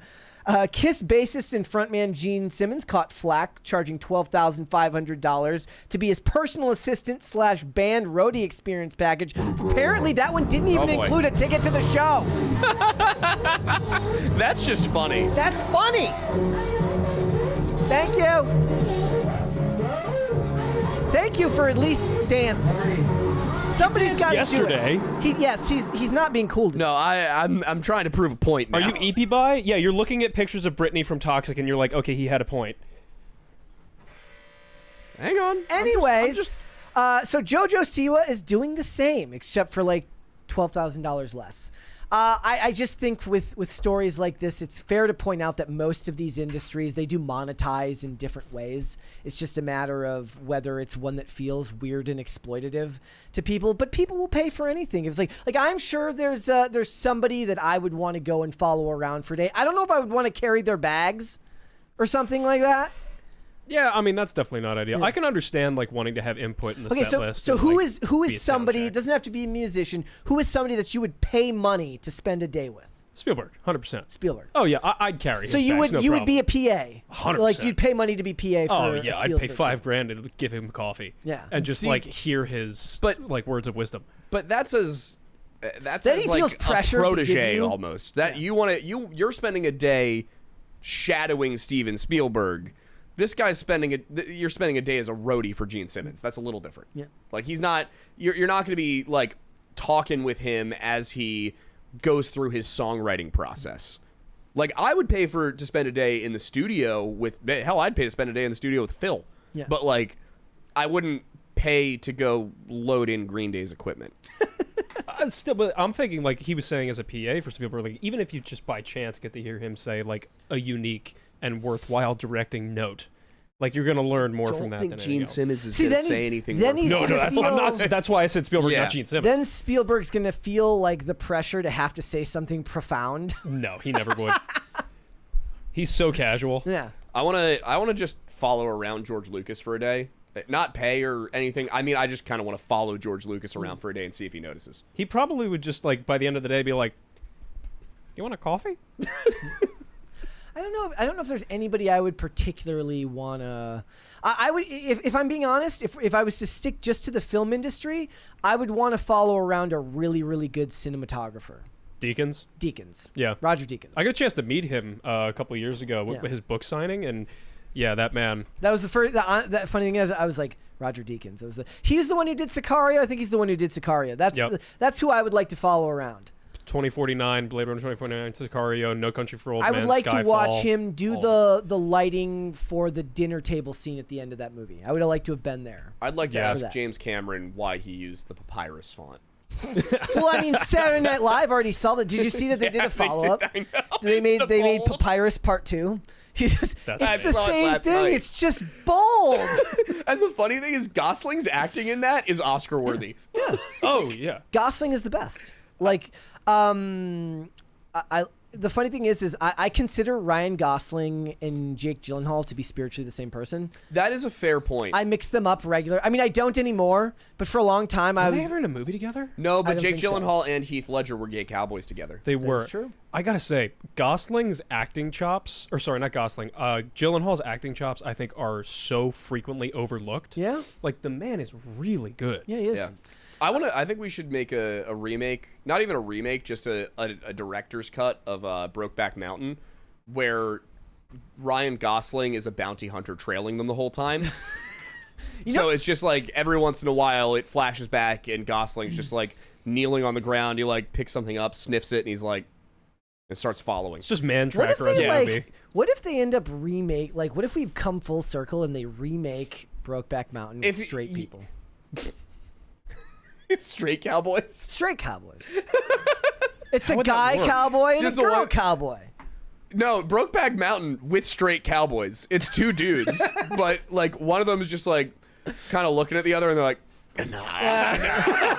no. They could do that. They could do that. They could redo, like, we could actually fix society if we just, it's like everybody's felt really slighted these last few years as they've done all the race swaps, they've done all of the story changes. This character wasn't like this character wasn't like this. Like, oh yeah, we're gonna take one of yours. I think that's just Butch Cassidy and the Sundance Sundance Kid? Kid. Yeah. Like, I think not necessarily doing that, but maybe having less inversions. And I think inevitably we're going to get back to really archetypal stuff. I think we start inverting the inversions. Well, that's just good writing. If there's anybody I would No, want to it's- follow around in Hollywood, though, it would probably be Alec Baldwin because I'd be behind him. I wouldn't have to worry. Incredible. Let's get The Wiz, but with all white people. That Family Matters, white Urkel. The Fresh Prince of Bel-Air, it's all white guys. this is a bad See, rabbit hole. No, This is no, a but the thing is, bonk-worthy rabbit hole. Then you let them go the other way, and Exactly. and they take yours. We get House, where everyone is black but Foreman. Yeah, I would watch the hell out of that. Actually, it would be really That'd good. be so good. it's just Chase because everybody's mean to Chase for being from Australia. Yes. And you could do. You know what they do is they resurrect. Everybody's a black Australian except for they resurrect like TGIF and then they just race swap all of them. So it's Moesha with white people. Oh God. I wouldn't watch that. 'Cause We race swap Black Hawk Down. I love Brandy, so they can't actually race swap. It's a group Moesha. of Somalian pirates, and they're in Savannah, Georgia. Yeah. I'm telling you, do the Brokeback Mountain one. That would just be like Lifeboat ashore. Jenny is correct in the chat. Fresh Prince of Bel-Air with redheads. Yeah. Cultural reclamation because Interesting. they race swap all of the redheads. That's good. It's a good idea. All right. Put the people All I'm from North saying, Sentinel guys, Island in is something. Jojo Siwa continues to be kind of a mess, but it's not. It's almost inoffensive in just how corporate it feels and strategic that I don't think anybody can actually be offended by it. That's just me personally. Fun fact, if you go to My Famous Birthdays page, it says that in 2021, I discussed Jojo Siwa's haircut. That's a real thing. You brought it up 2 hours ago? Yeah. I'm surprised I wanted to bring you it up brought on it the up show. live. Yeah. Well, I also just want them to all go to My Famous Birthdays page because that'll spike my rating and that'll give me a small burst of dopamine. There we go. Fair enough. All right, there is a $20 super chat here from Pop Culture Junkie. Thank you. It says, I've been on film sets for 2 movies, and I would definitely pay money to watch Nolan or Spielberg work for a day. Yeah, I think I have liked Nolan's work for a long time. The most impressive thing I've ever heard was Gary Oldman's comment about the only note that he ever got from Nolan while making the 3 Batman movies. And it's just because, like, Oldman is Oldman. Mm-hmm. He's amazing. He knows what he's doing. And the note that he gave is apparently Nolan walked up to him, looked off for a second, just said, "There's more at stake." And Oldman was just like, "Got it. Good. Ready to go." Next tape. Nailed it. They moved on. And it's like, people don't understand that directing specifically is such a unique experience because all it requires is knowing what you want and being able to articulate it clearly and concisely. I'd be horrible at that. That's the thing, is like it is so difficult to do, and it's so difficult to comprehend how difficult it is until you're in that situation. Yeah. Sir Runabout says, boys into burbs. That's Office Space. Yeah, that's literally Office Space. Office Space. It already exists. Boys in the Hood is amazing. Everybody should watch Fantastic film. that. Beverly Hills Cop. Yep. But with white Eddie Murphy. No, but It's here's the Shane thing. Gillis. You would have to make Axel F in a minor key instead of major. The It song? would have to yes, happen. Yeah. that'd be amazing. All right, guys, we've got a bunch more to get into today. Actually, we've got one more main topic. I got one other thing I want to run by everybody, but this one is absolutely cursed. So some very, very evil geniuses spent some time deciding to create the ultimate in evil inventions, and that is, of course, because Gen Z is absolutely cooked. What they have invented is a vape that is also a Tamagotchi that dies if you stop vaping the vape. This is a real thing. I mean, technically, it's not a real thing yet. They got to make it. Sounds like a Cards Against Humanity It card. does, doesn't it? It says there's a vape with a Tamagotchi inside it that dies if you stop puffing. That is... Honestly, it feels like there's a some- great short film. There's social... 100%. This Well, there is is it's a social- fitting for who designed it. This is social commentary. This is social commentary. 100%. It has, like, oh, they took away the mango jewel pods. This is the next evolution. Yes. Remember, well, wasn't it in Trump's first term that he banned the jewels or whatever? I think so. What was it? I think so. Or Something the like that? flavored. Yeah, it was the flavored jewel pods. You Yeah. can only go to mint. I don't think that's stuck though. It says You we can still talked. do mint. Got it. So in this article from Futurism, it says, we talked to the creators of the Tamagotchi vape, and they said it's funnier to be evil. Behold the latest dark entity purportedly birthed out of a not-so-brave new world, a Tamagotchi housed inside a vape that croaks if you stop hitting that sweet, sweet juice. Considering the goal is humor, it is hilarious. It is so funny. The Tamagotchi in question was apparently presented during a stupid hackathon put on by New York University's Tisch School of Interactive Telecommunications program, of which we have an alumna here. I have to say, as an alumna of Tisch, this is so on brand. I know at least 6 people who would have come up with this for this competition, and I'm so proud. And kids like this kind of engages some of the worst aspects of society right now, which are vapes, technology, and nostalgia. Yeah. Like Yeah. it wouldn't be Gen Z using this thing. I don't think it would No. be millennials, and they would cook their brains keeping that thing alive Oh, yeah. as they try to inhale some vestige of happiness that's just left in them from childhood. 100%. Like, to me, nostalgia is actually probably the only thing that millennials have that they've allowed to not be turned ironic. The only time millennials Yeah. allow themselves to not put up a wall of irony is around nostalgia. Yeah. I mean... It's a little bit different because you guys are Gen Z. I Yeah, can't it's- wait for the cultural analysis of the entire last 3 decades that has happened, and that will come out in like 50 years. Gordon Shumway says this has lawsuit written all over it. Yeah, if they tried to make it a real product, absolutely. I miss sitting on my couch in 2008 watching SpongeBob SquarePants on demand. There you go. Yeah. I would like to go back. Yeah. So it was really funny. I was like, what else has Gen Z? That's very millennial of you. I know. What else has Gen Z created? And I Googled Gen Z inventions. You know what the first thing that came up was? What is it? The Impossible Burger. Thanks, guys. We didn't come up with Fake that, though. meat. That's what it said, according to a Facebook post. Was the Smash Burger millennial color thing? changing stitches. I like some of these are very authoritarian from this list. It's from the Alumni for Students of Seneca High School, Erie, Pennsylvania post. Hell yeah. I thought you guys would PA enjoy this. represent. It says, here's a group of inventors that changed the world from Gen Z. Here's some examples. The Impossible Burger, a plant-based meat alternative created by a team of scientists and foodies. Evil.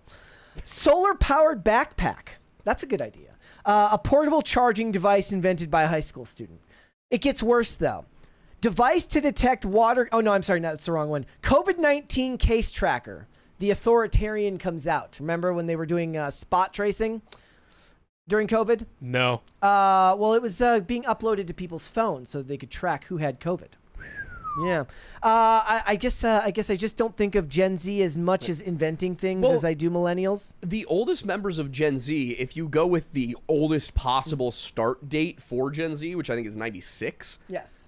are at the very most 28 years old. Yeah. Yeah. So Makes sense that they haven't thought of much. you wouldn't expect there to be a ton of things. I'm sure there's a lot of cool, like, little, like, trinkets that we've come up with, but we're kind of not really into our inventing stuff I phase was watching. We don't I have was, the money yet. I Yeah. was reading this article where a guy said, I'm trying to teach my Gen Z coworker how to use a computer, and it's worse than teaching a boomer. Yeah. Because they're used to phones and apps or tablets. And this is why I sit here, and when people say I'm Gen Z, I'm like, I don't think I am. Like, I can't decide if I'm Gen Z or millennial. No, here's the problem. I think those people are misappropriating Gen Alpha for Gen Z. That's true, yeah. Because how old's Gen Alpha now?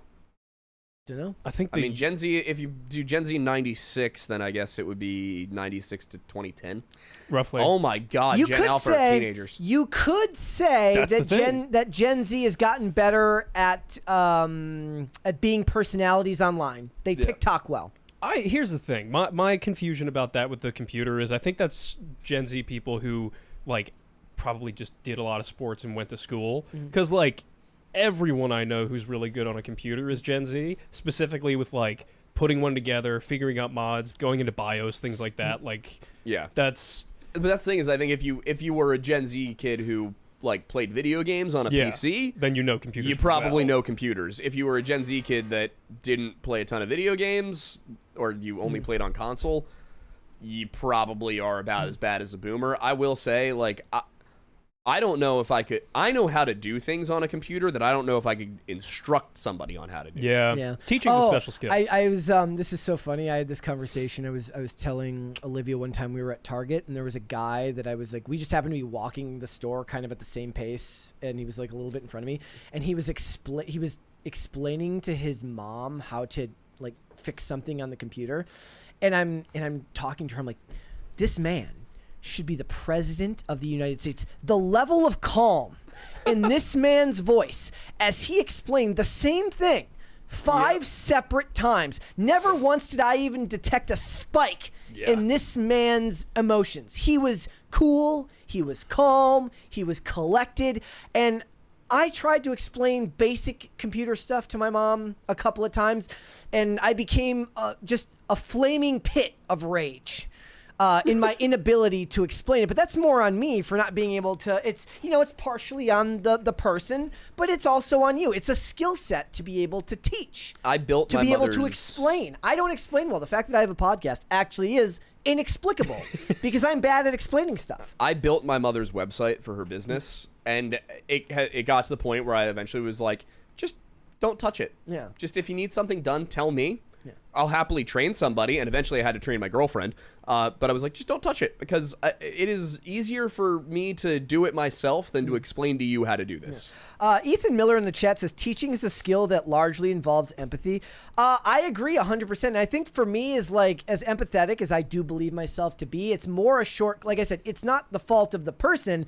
It's my inability to articulate what they need to know accurately enough. And that's a failure of the teacher, not of the student, as I think most people would agree in those cases. Like, it's a meme to talk about how your parents don't understand the computer or don't understand technology, but it's like, well, how well do you understand it if you can't actually explain it back to someone? Right. Like, one of the things that I constantly kind of struggle with is, like, I have a million ideas in my head that I don't know how to articulate in a way that I really, really feel get the point across. And even in the times where I do, where I'm like, I was able to explain my point very, very well up to what I believe to be a high standard, doesn't even necessarily mean that it caught the way that it did. You actually get into the discussions about, like, communicative relativism and whether, like, explaining something to someone ever actually matters, whether they actually grasp what they're saying or if they're just interpreting it through their own lens.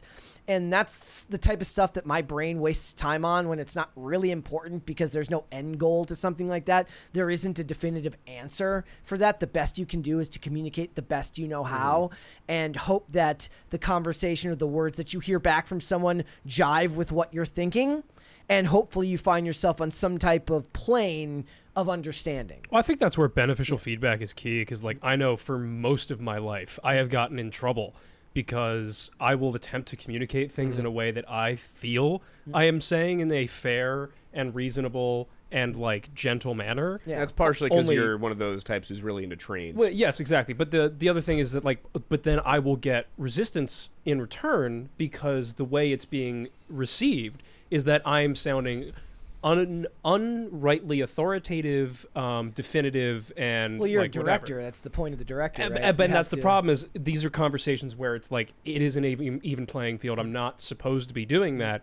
And I've realized it's not because they're being unfair about listening. It's because due to the fact that I have the proclivity to do directing, and due to the fact that I have the proclivity to really like trains, sometimes I will say things without realizing it that are in a very definitive manner that sometimes can be even dismissive, Yeah.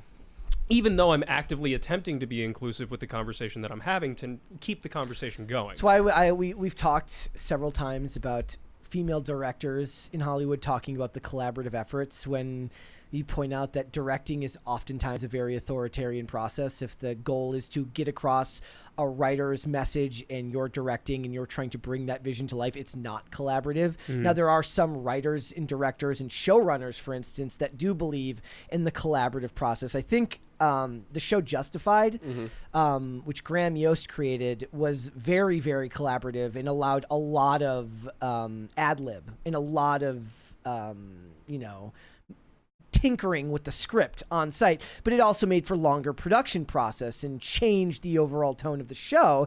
But that's one director's style, one showrunner's style, and that's in the television process, where then that showrunner has to then tell that director, give them leeway. They're finding their character. That's the but thing. that's not necessarily, especially at the studio level. That's not going to be the way things are. There's a 20 here from Crandall Logan. Thank you. He says, I am Gen Z and am too good on a computer. My high school gave us laptops. By the end of my senior year, I needed IT approval to add a Wi-Fi network. I bypassed a lot of locks and blocks.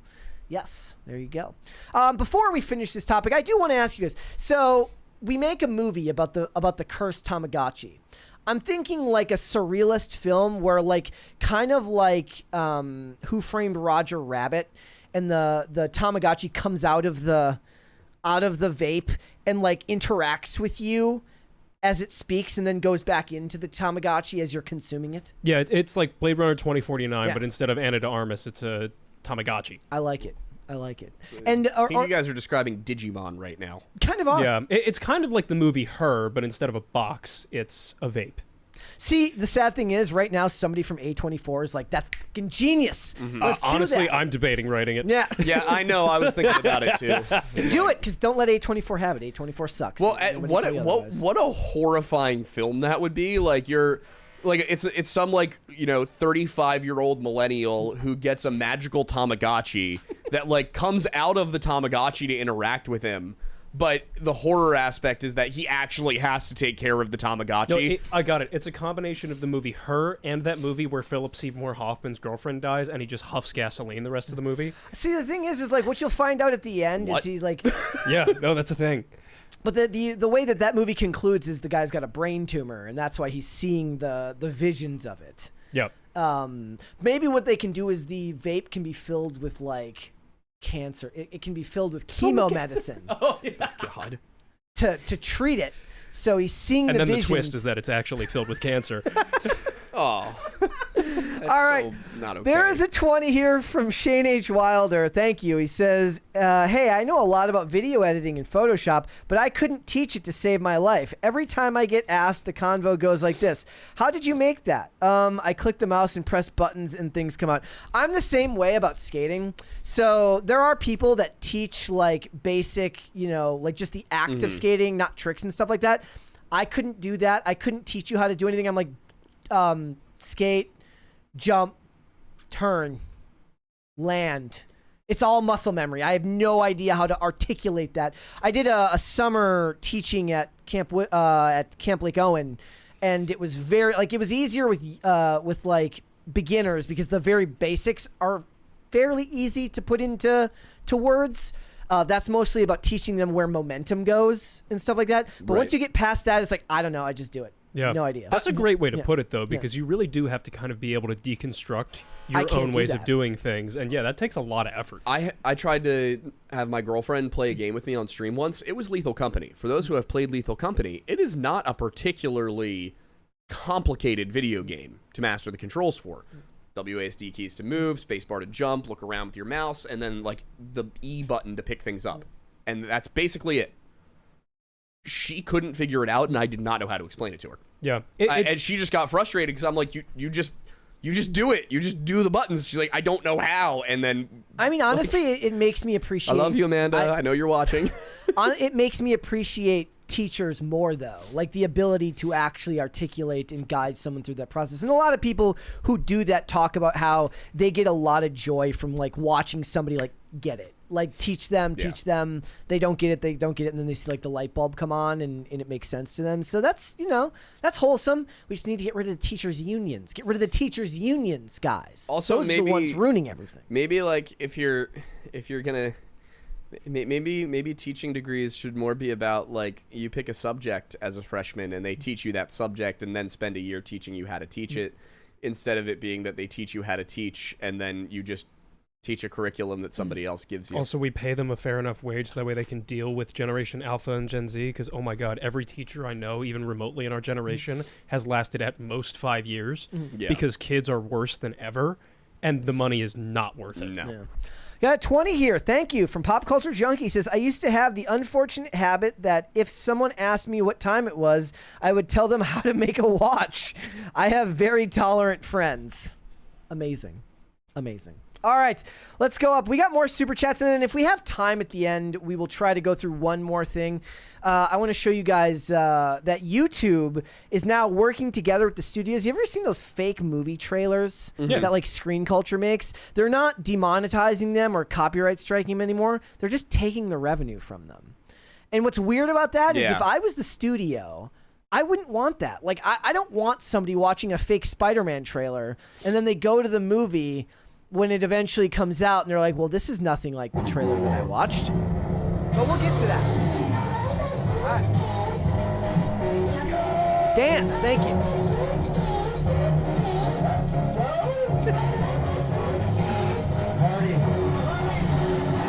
All right. Thank you for that, guys. I do appreciate it. Also, the video is debuting at 5 out of 10, and it is 500 views behind the previous one, so we're going to have a bad week. No, it's better than the last, like, 2. In the current one that we put out a week goes at 9 out of 10. No, I know. Okay. So 5 out of 10 is better. No, the last one was at 5 out of 10. This is worse than the last one. Oh, Yeah. fun. Thanks, Great. YouTube. Love Since that. you mentioned YouTube, thanks, YouTube. I will let everybody know that we have reached 3 crisis parties today, which means Mary will be back. Remember, got to get 3 crisis parties or Mary's not going to, she's just going to leave. So Mary will be back on Tuesday because you guys did get us to 3 crisis parties. So let's go through some of these super chats then here, guys. Starting at the top, Shane H. Wilder. Happy Friday, Brett and Aiden Squared. Instead of leaving 100% tip, I leave 20% and give the remaining 80% to help the GONGO. What does that mean? They got to fight the femigenocide. Thank you. Are we ever going to get the background on that? Personally, I am going to just donate money in support of the femigenocide to counteract it at this point. You're going to donate to the military-industrial complex. Nobody will explain to me what the femigenocide is, so I'm going to support it. I don't know, jets are cool, man. I mean, it's boring if I explain it to you. Yeah, so, okay, well, and the reason he's posting maybe I want the GONGO gone. And the reason he's talking about this is because I posted this yesterday. If anybody saw this, it was like select tip. 30% is listed as so-so. 40% is listed as okay. 50% is good. 100% tip gets you a thank you. Where is this? I have no idea. These are designed to make you angry. Yeah, 100%. I took the bait knowing this because I am a good tipper at restaurants, and I find it particularly insulting when they editorial, like, it's the editorialization underneath there. It's awful. All right. That's crazy work. Let's go back here. Shane H. Wilder says, your daily Snow White update, it dropped another 0.1% today. It is sitting at 1.5 out of 10 on IMDb. How low can it go? Look, it's not that bad. It's bad. It's not a 1.5 out of 10. I haven't seen it. I will say, it's not a 1.5 out of 10. Pete Donovan says, listening to you guys while I do my taxes. Yay! I'm sorry you have to do that, my friend. It's awful that the government steals from you and then expects you to fill out a form where they don't tell you how much you owe and then say, hee, you paid the wrong amount if you don't give them enough. I think taxes would go down really fast if you had the opportunity to decide what your taxes went to. Like, they gave you an option where they're like a slider and you're like, I want this much to go to the military-industrial complex, and I want this much to go to welfare. And it's like you have to give the same amount no matter what, but you can choose the attribution. Yeah. I'm curious how the government would handle that, because I think very quickly a lot of things would be defunded. Yeah, they would. I'd actually be really interesting, even just as like a trial run, to see how, like, I don't know, 10,000 people would do it. How would they fund it then? I mean, it would all maybe the better option is to do that with your local taxes. Yeah. I just think it would be interesting to see like what happens when if you do that, like what gets funded. Yeah, just do like a social study and see what people would fund. Yeah. Because I think it would be very, especially if at the end of the test it like gave you a simulation of what happens. Yeah. Like, because you're like, well, I'm going to completely defund the military and then put everything into social services. And it's like, congratulations, China invaded the U.S. Yeah, but like, imagine if they did the inverse and it's like, congratulations, 16 million people died. Yeah. It's like, I paid my taxes and look at that. We invaded Canada. Yeah. Damn it. All right. Pete Donovan's. Oh, he said, listen to you while doing your taxes. Tyler says, Aiden's, y'all are never beating the allegations. We're never beating the allegations. Tyler Derry something? Okay, that's Tyler Dalrymple. Yeah, we like him. Yeah, we love him. There's a Tyler we like and there's a Tyler we don't like. Also, yes, we're never beating allegations. No. Greg Duvier says, put a girl on. Let's go and save the GONGO? Yes, we could save the GONGO. Mary will be back on Tuesday, so we will put a girl on, and we'll just be in. Is she on a mission trip in the GONGO? Yeah, she is currently doing missionary work. Is she making them Catholic in the GONGO? Yes. Okay. Alvin McGoth says, "Oh, I gotta fix this here. This is always I always have to keep scrolling."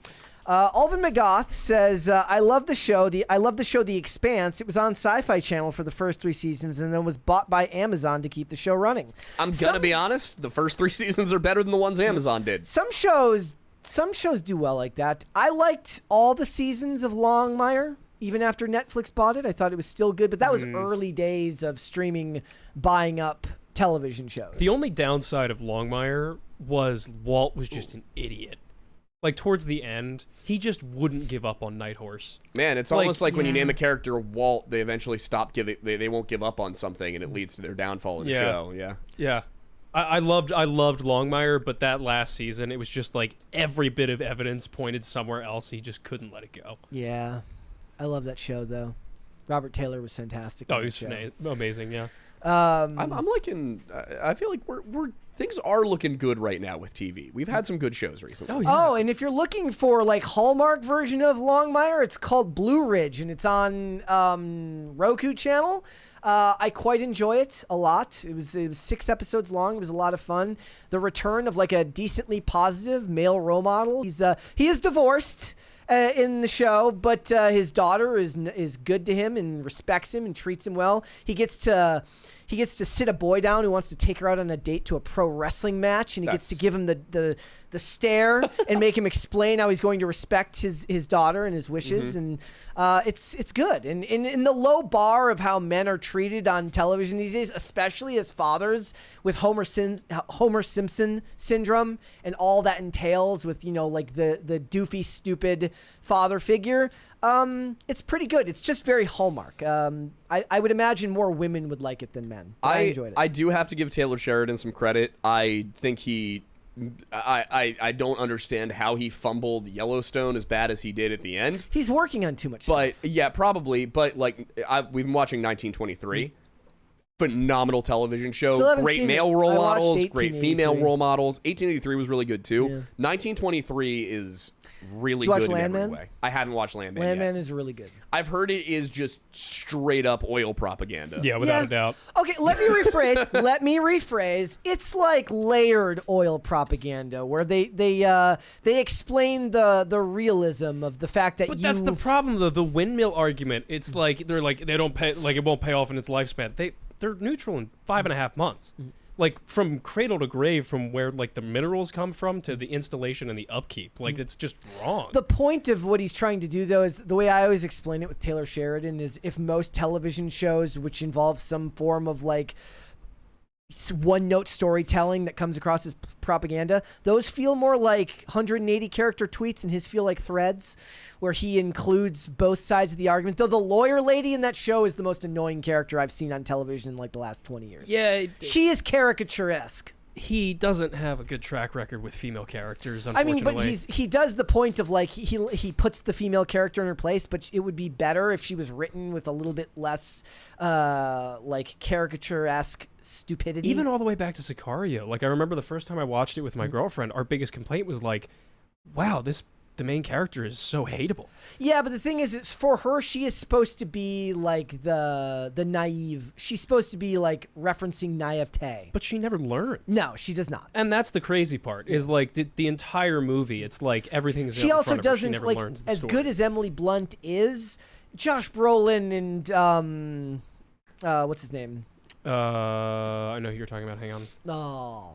Hang on. You know what? Wow, I will say, just since we were sort of on the topic of energy, Benicio and del Toro. Yes. I do want to point out, carry that movie. Nuclear energy is by far the most efficient and safest manner of energy production. I mean, that's referenced, and they said they're never going to let us do that. Oh, we have a great idea for nuclear. It's just nobody will actually do it because boomers are scared of the word nuclear. Yeah. So if Tim wants me to come on IRL and talk about revitalizing nuclear energy and rail at the same time, I am happy to do so. Yeah. We got a 20 here from Zach Hates YouTube. Also, he says, I'm always dancing during the parties, Brett, no matter who is on, because I like my suitcase.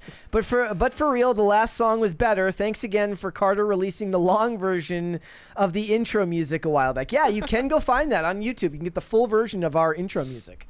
It's good. Thank you, guys. Benicio del Toro. How did I blank on that one? Yeah, I know. Like I associate him with that franchise more than Josh Brolin. Why is Guillermo del Toro so weird? Also, that's one of the worst parts of jobs like this job is like when something just won't come to you in the moment. Mm-hmm. I can't read a script. I have to go. Like I literally my life exists on vibes, but I can't. I can't, like, every so often, like a name that's just so easy to remember just slips my attention. Usually it's because I'm not looking at a picture of them. Like it never happens when I'm actually watching them on screen. Yeah. But it happens during the show. All right. Pop Culture Junkie says, in the history of streaming, the Tolkien acquisition plus the MGM purchase will be considered peak IP spending in the streaming wars, all downhill from here. Yes. Mm-hmm. Pete Donovan says, happy Female Friday. Boys. Oh, Female Free Friday. Female Free Friday. Boys. With a Z this time. Women suck. Boys rule and girls drool. He-Man woman haters. Yeah. Rings of Power, Halo, Fallout, Wheel of Time. Amazon loves IP blasphemy. Well, Halo was not Amazon. Halo is his favorite Halo network. Was Paramount. Halo was a miss by Paramount. Yep. Funny thing is that said, I think 1923, 1883, Yellowstone, like They've also got Jericho and Under the Dome on there, which were both great. Well, okay, Under the Dome wasn't a great I've show. heard. Jericho was a great show, and it's on there. I haven't watched them yet, but I've heard good things about Mayor of Kingston and Tulsa King. I've gotten through. Tulsa King is great. I've gotten through the first season of Mayor. I've gotten through the first season of Mayor of Kingstown. It's good. Jeremy Renner is not as engaging to me as Stallone, though. Yeah. Well, I mean, Stallone. Who is? Oh, we just watched the Also, episode of House with Jeremy Renner in it. Oh, yes, yeah, we did plays too. So the good. rocker. Yeah. The drug-addicted rocker whose life is just in shambles. Yep. Also, Jeremy Renner, fantastic performance in Wind River. Oh, Like, yeah. I cannot recommend Wind River highly enough. Yep. It is a movie that deals with an incredibly serious topic. It is Taylor Sheridan, but I think it's his best work. Yeah, me too. It deals with it does deal with racism, but it's one of those movies that it's not ham-fisted. It's like, yeah, this feels real. Yeah, no, this not feels only does legit. it feel real, it feels like valid, and like you hate the people. Oh, by the yeah. end of the movie, you're like, these guys suck. Yeah, and also it's like the other they are legitimately hateable people. It's not just that they're racist; they're bad people. No.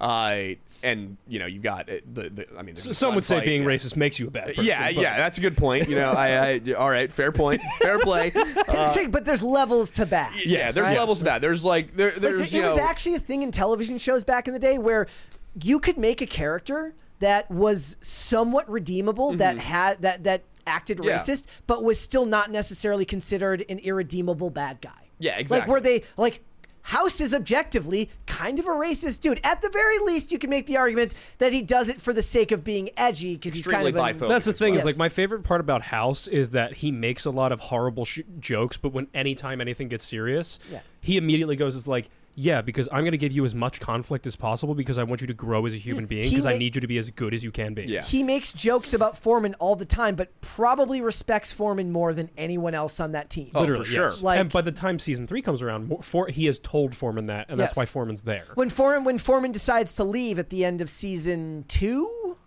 Season 3, yeah. and he'll do anything but ask him to stay because he's a child. Yeah. That was great. Yeah, That was great. so He good. finally asks him at the end, and Foreman burns him and leaves anyways. Yeah. It's Yeah. great. Dark Al55 says, "Don't worry, Aiden. From what I understand from Friends, the Wheel of Time was also bastardized." Tuxedo Mask says, "I wonder what the average IQ of people." I'm not reading that one. Pat the Plumber says Predator was diverse as fuck. Yes, it was. The original Predator is fantastic. Here's a fun fact. I actually don't hate the 2018 Predator because it allowed Sterling K. Brown a chance to have a role that wasn't his what was the show that he was on? This Is Us, which was very sappy. And in 2018 Predator, he gets to be a dick to everyone. He gets to chew bubblegum and be a dick, and he looks like he's having the time of his life. And I like the movie for that reason. Incredible. Pop Culture Junkie says, "Why does the Fast and the Furious do better overseas?" I don't know why. I mean, that's true of a lot of franchises as they go. Transformers was like that as well.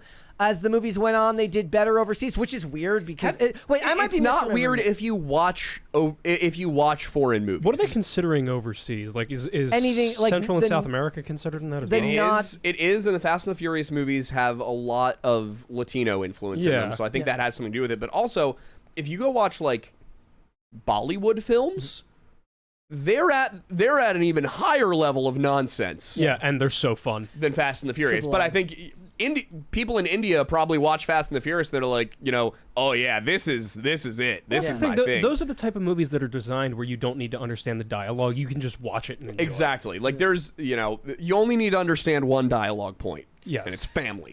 That's what Lucas did with Star Wars. He wanted people to be able to understand the story without hearing a word of the dialogue. Yeah. And you could. And that's what blockbusters kind of aim for. Yeah, but I want to understand more about intergalactic trade law.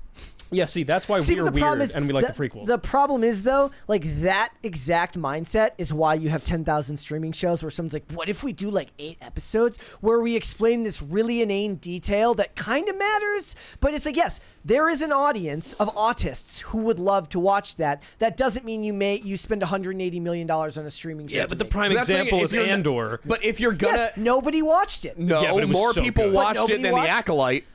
I don't know if that's actually That is true. Yeah.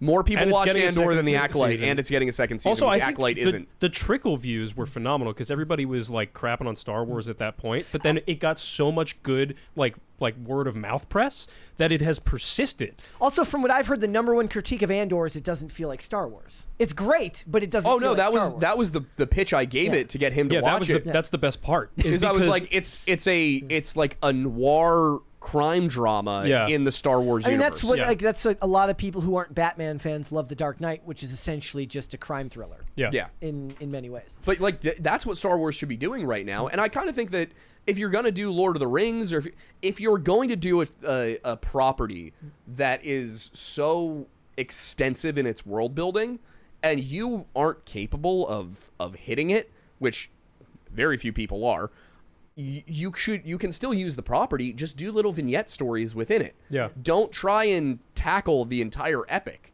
That is where Disney is screwed up. That's where Amazon is screwed up. That's what's amazing about Andor is because it is one of the most anti-authoritarian, pro-Second Amendment series of all time, and it's like this is exactly what Star Wars, especially in this era of Star Wars, right after the fall of.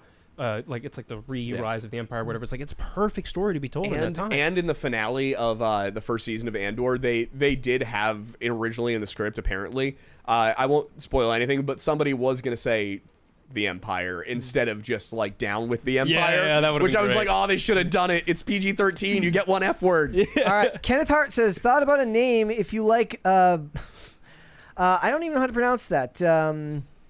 What is it? I don't know what that's. Which one are you looking at? Kenneth Hart. Botanigas? I don't know what that means. Botanigas. I assume it's just a. I don't know. But if it's a scam like DEI, you funnel sales in your pocket. GONGO over GONGO. So it's like Gone Coffee Company, GONGO. Could do that. Potatoes for Seamus says, hi, Aiden. Have you met Aiden? Sup, Brett? Yeah, I've met my co-host. Yeah. I've known him channel together. Look, ever since he and I have been very tight-knit, close friends ever since a Russian guy told us we should be out on the boardwalk giving bussy. Yep, we're never beating the allegations yet again. Never again. A7X, is this the Avenged Sevenfold? M Shadows 19 says, go outside, touch grass, go into the forest, eat random mushrooms, hear voice of Odin, raid Pico. Take a nap on some moss. Yeah. Wait, I do not endorse. Pico? I don't endorse any Pico? of those. I don't endorse. Not anymore. those. They actually helped. Okay, good. Also, we're not rating IBX anymore. Correct. Yeah. Potatoes for Seamus says Aidenfoot approves of Wendacy. Brett loves mocha. Do you want to read that one? Which one was it? It was the Potatoes for Seamus. Potatoes for Seamus. Can I find it? I make him read these. Wait, the Aiden makes super memes? No.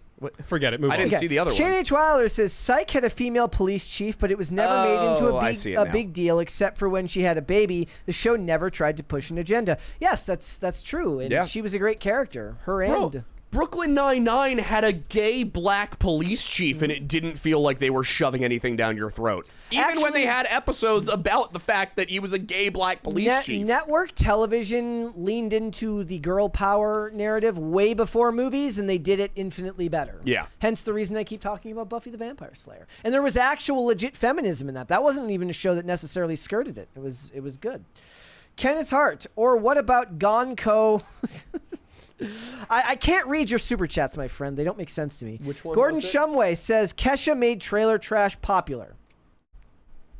I mean, I don't wake up and drink whiskey if I'm in a trailer, but I don't live in a trailer. Bro, I live in a nice apartment and I wake up and drink whiskey sometimes. Yeah, I don't think that's trailer trash. I think that's just depression. The horrors persist, and yet so do I. No Control says I'd never pay just to talk to someone. There are people that it's worth paying to talk to. Yeah.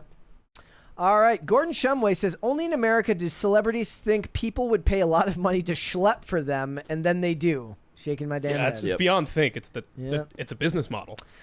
Shane H. Wilder, Rust, but Baldwin has pew-pew discipline. I don't remember what we were talking about that time, but I would argue that he's done enough movies over his lifetime that he knows firearms, and that was a mistake. That was a bad choice he made. Some would say that there was people that had conspiracy theories that he did it on purpose, allegedly. I don't think Allegedly. so. From everything I saw on it, it looked like it was a very accidental discharge. Okay, I do want to. We'll address this. This show's going to run a little bit long. I don't think he did it. Are we talking about? We're talking The about Rust Baldwin situation, Yeah, I don't yeah. think he. I don't think he purposefully shot somebody. I think the fact that he didn't check to make sure it wasn't a live bullet. I don't care about Hollywood's rules. We've had this discussion. If you are handed a firearm, you check the chamber. No, but here's the thing on that, and I agree with you fully. The problem is that there are a variety of different rounds that exist on a set, and usually in a scenario like that, especially for rehearsal, which it was, any rounds in there would be a dummy round. But specifically, the biggest issue, and I agree, on principle, you should check. Yep. Without a doubt. The biggest problem is that there should never be live rounds on a set, period. Yeah, agreed. There were never supposed to be. The And reason he was a producer, Yes. so he should have been paying attention. Yeah, 100% agree. This is the problem. This is why it came down on the armorer, is because this should not, in any realm of possibility, nobody should have brought these rounds on a set, period. No. So I agree. Checks should be made, but on sets, live rounds don't exist. So I can understand why. And Alec Baldwin should go to prison for involuntary manslaughter. But I understand why there was a level of complacency on the set, considering it was something that in their world, it shouldn't be possible. I just laugh because I got Olivia into like NCIS LA, and there's firefights in literally every episode. I'm like, how did they do 14 seasons of this and nobody gets hurt? Well, and that's the thing, is because like on a set, there's no reason for live rounds to ever be there. There never are. And so like there's generally going to be, when you have that many blank rounds being shot on a daily basis in Hollywood, there is a certain level of complacency that, agreed, isn't great. It's kind of crazy how, you send a whole bunch of Californians who have a whole bunch of laws that make it so they never actually get to shoot a gun out to a place that's not California. They suddenly realize guns are kind of fun, and then they end up killing somebody because they are convinced guns are dangerous and don't really realize the human aspect. All right. Pop Culture Junkie says, I watched John Schlesinger, I always mispronounce that. Midnight Cowboy Marathon. I apologize. Direct Honky Tonk Freeway, and was amazed at his calm economy of words. I don't know how to do calm economy of words. Shane H. Wilder says the Tamagotchi would make an interesting movie. Think Crank, but if Jason Statham stops vaping, his heart explodes. I want to Yes! see that so bad. That movie is often referenced as having the only legitimately necessary sex scene in human history. Aside from Oppenheimer, you mean? He's kidding, ladies and gentlemen. The chat's about to turn on you. Pete Donovan says there's a great video on YouTube, on a YouTube channel, Stu Does America, of Glenn Beck reacting to trying an Impossible Burger. Ugh. Does he know it's an Impossible Burger? He better be told beforehand. Otherwise, that's like some type of assault. The Last of My Kind broke back with lesbians in the attractive level of actors, as the original would sell out every theater near a frat house. I think I saw somebody else say if they put Sydney Sweeney in it, it would do really good. Yes, it would. Where did we leap off? We got so many to get through here, guys. Hold on. Yes. Okay. Also, Paul T, I just want to comment. To clarify, those are not live rounds. Those are dummy rounds. Actual live rounds with real bullets are never on movie sets. Pete Donovan says, as the IT department at Renholm Industries always say, hello, IT. Have you tried turning it on and then turning it off again? The Last of My Kind broke back with Ana de Armas and Sydney Sweeney would make money. Pew, pew, pew, go burr. Without a doubt. Yes. Shane H. Wilder, not a 1.5, Brett. You also fell asleep in the film. I fell asleep for 10 minutes, really? And I arguably fell asleep for the worst song from what everybody told me, Princess Problems. So maybe that's why I rated it higher. Gordon Shum. Look, if you had said it was a 1.5 out of 5, maybe, but a 1.5 out of 10 just sounds like coke. Gordon Shumway says, just knowing that Human Centipede 2 has a higher IMDb rating than Snow White brings me joy. I saw that.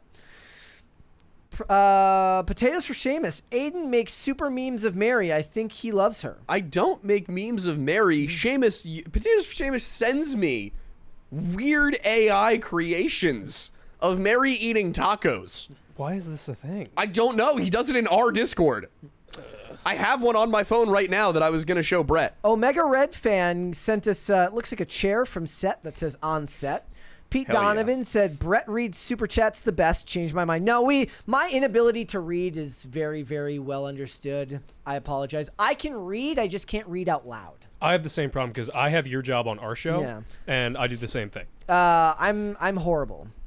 Woden Shot says, great streams, Brett and Aideny. You bros are bros. Thank you, Woden Shot. Thank you for being nice to me for once. That was very kind of you.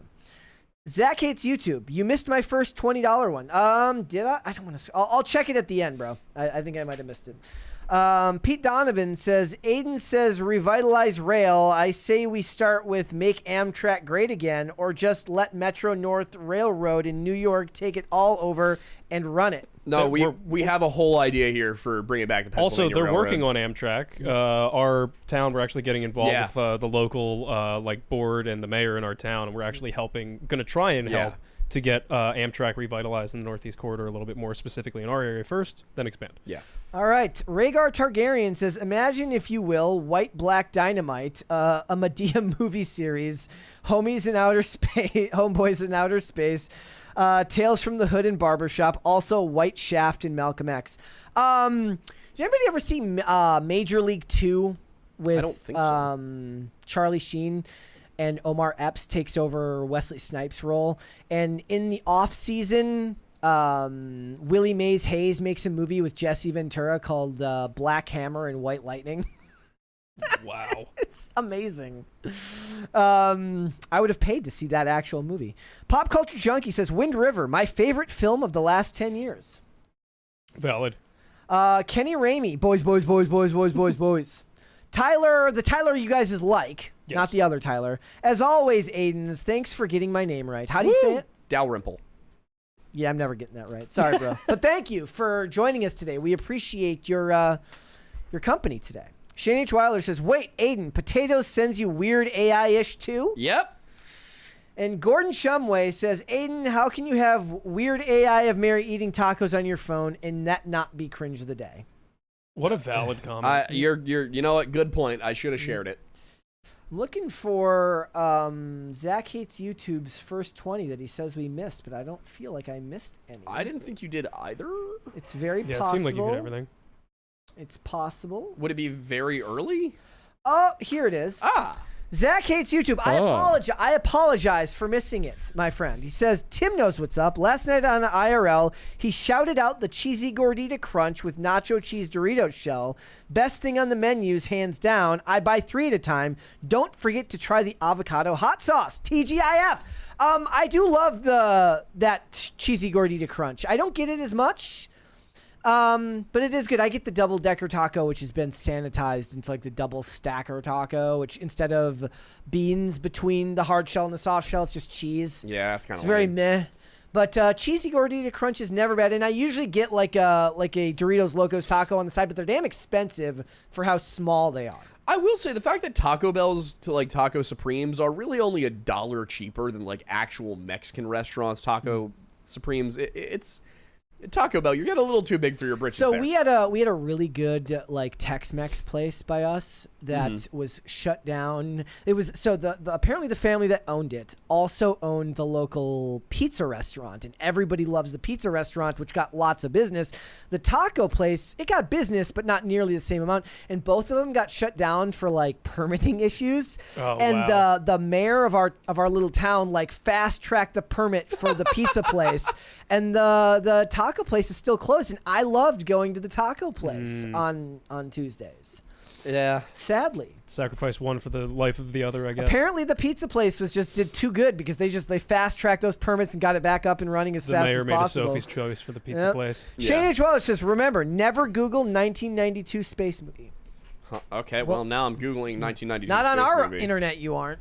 I don't know what that means. For all we know, that's some type of CIA op. What Is could it it like possibly Gattaca? mean? All right, guys. Oh no! Oh no! Yeah, don't Google that. Okay. Do not Google that. That is wow. That bad, huh? It's to be fair, it's Danish Okay. because that definitely would not have resulted in non-violence in America. Okay. Well, all right then. I'm not. After the show. Fourth crisis party. Thank you guys.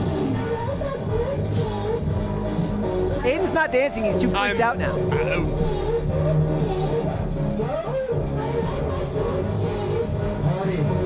He's okay. Look at his face.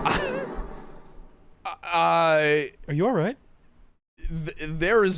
You're just gonna have to look at what Wait, I'm seeing. wait, do I need after to the drive show. We will Yeah. wait till we go off air, ladies and gentlemen. All right. Wow. Before we go, I want to thank everybody who joined us. What happened? You guys almost got a second free crisis party.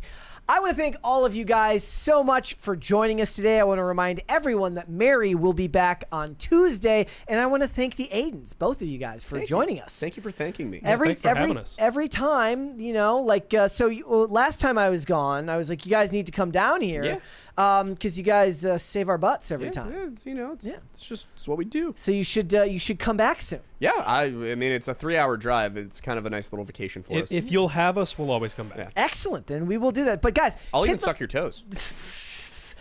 Socks stay on, bro. Hit the like button on this video. Subscribe to this channel if you are new here and you have not subscribed here yet already. Please hit the like button. One of the things I always forget to do, I forget to really insist that you guys hit the like button. And after quality content like that today, how do you not hit the like button? It helps us in the algorithm. So first, to my right, Aiden number 1. Go. Thank you for having me. I am the second Aiden of the Lore Lodge, so we're going in ascending order. Check out the video that just came out at 4. And tomorrow, one of our other shows, History Unhinged, is going to be releasing a new episode. So check those out if you like history topics or if you found us mildly entertaining. Yes. Yeah. And Aiden number 1 also. See, I didn't go Aiden number 2. Also, I put up a poll today. I asked who do you like more, Aiden or Aiden? So far, Aiden is winning. Oh, my God. Whatever that bastard. means. Tell everybody where they can find you, my friend. Hey, I am the host of the Lore Lodge right here on YouTube, as well as History Unhinged and the Weird Bible. Aiden helps me with these shows as well. And if you wanna check out our video from today, it is on the Kensington Runestone and the alleged evidence of Vikings in Minnesota. So It's very pertinent to me. yeah. I'm from Minnesota. we have 2 videos on the Vikings in North America. They are doing horribly, and we would love your views. Perfect. Guys, if you want to follow me, Instagram and Twix, at Brett Dasovic on both of those platforms. This show is here 5 days a week, Monday through Friday, 3 p.m. Eastern Standard Time, which is noon Pacific. We are on Amazon Music, Apple Podcasts, Pandora, and Spotify. If you would like to listen rather than watch the show, you can rate and review on Apple Podcasts and on Spotify. That always helps the show as well. And if you want to follow us on social media, we are on Twix, at popculture_show, Facebook, at popculturecrisis, Instagram, at popculturecrisisPod. I want to give everybody a heads up. I will, of course, be on Timcast IRL tonight at 8 p.m. Fridays are always the longest day of the week for me. Should be a lot of fun watching me derail the conversation into realms that have nothing to do with politics and probably have something to do with 2010s television. That is your as I favorite thing to try do. to do as often as possible. High Voltage 75 says, thanks for the great show, Brett and Aiden. He didn't say which Just Aiden. Just Aiden. All right. And Pete Donovan says, happy freaking awesome Friday and weekend, you guys. Thank you so much Thank for you. that. Thank you, everybody. We will be back with another episode on Monday. We'll see you then. Bye, everyone. Bye.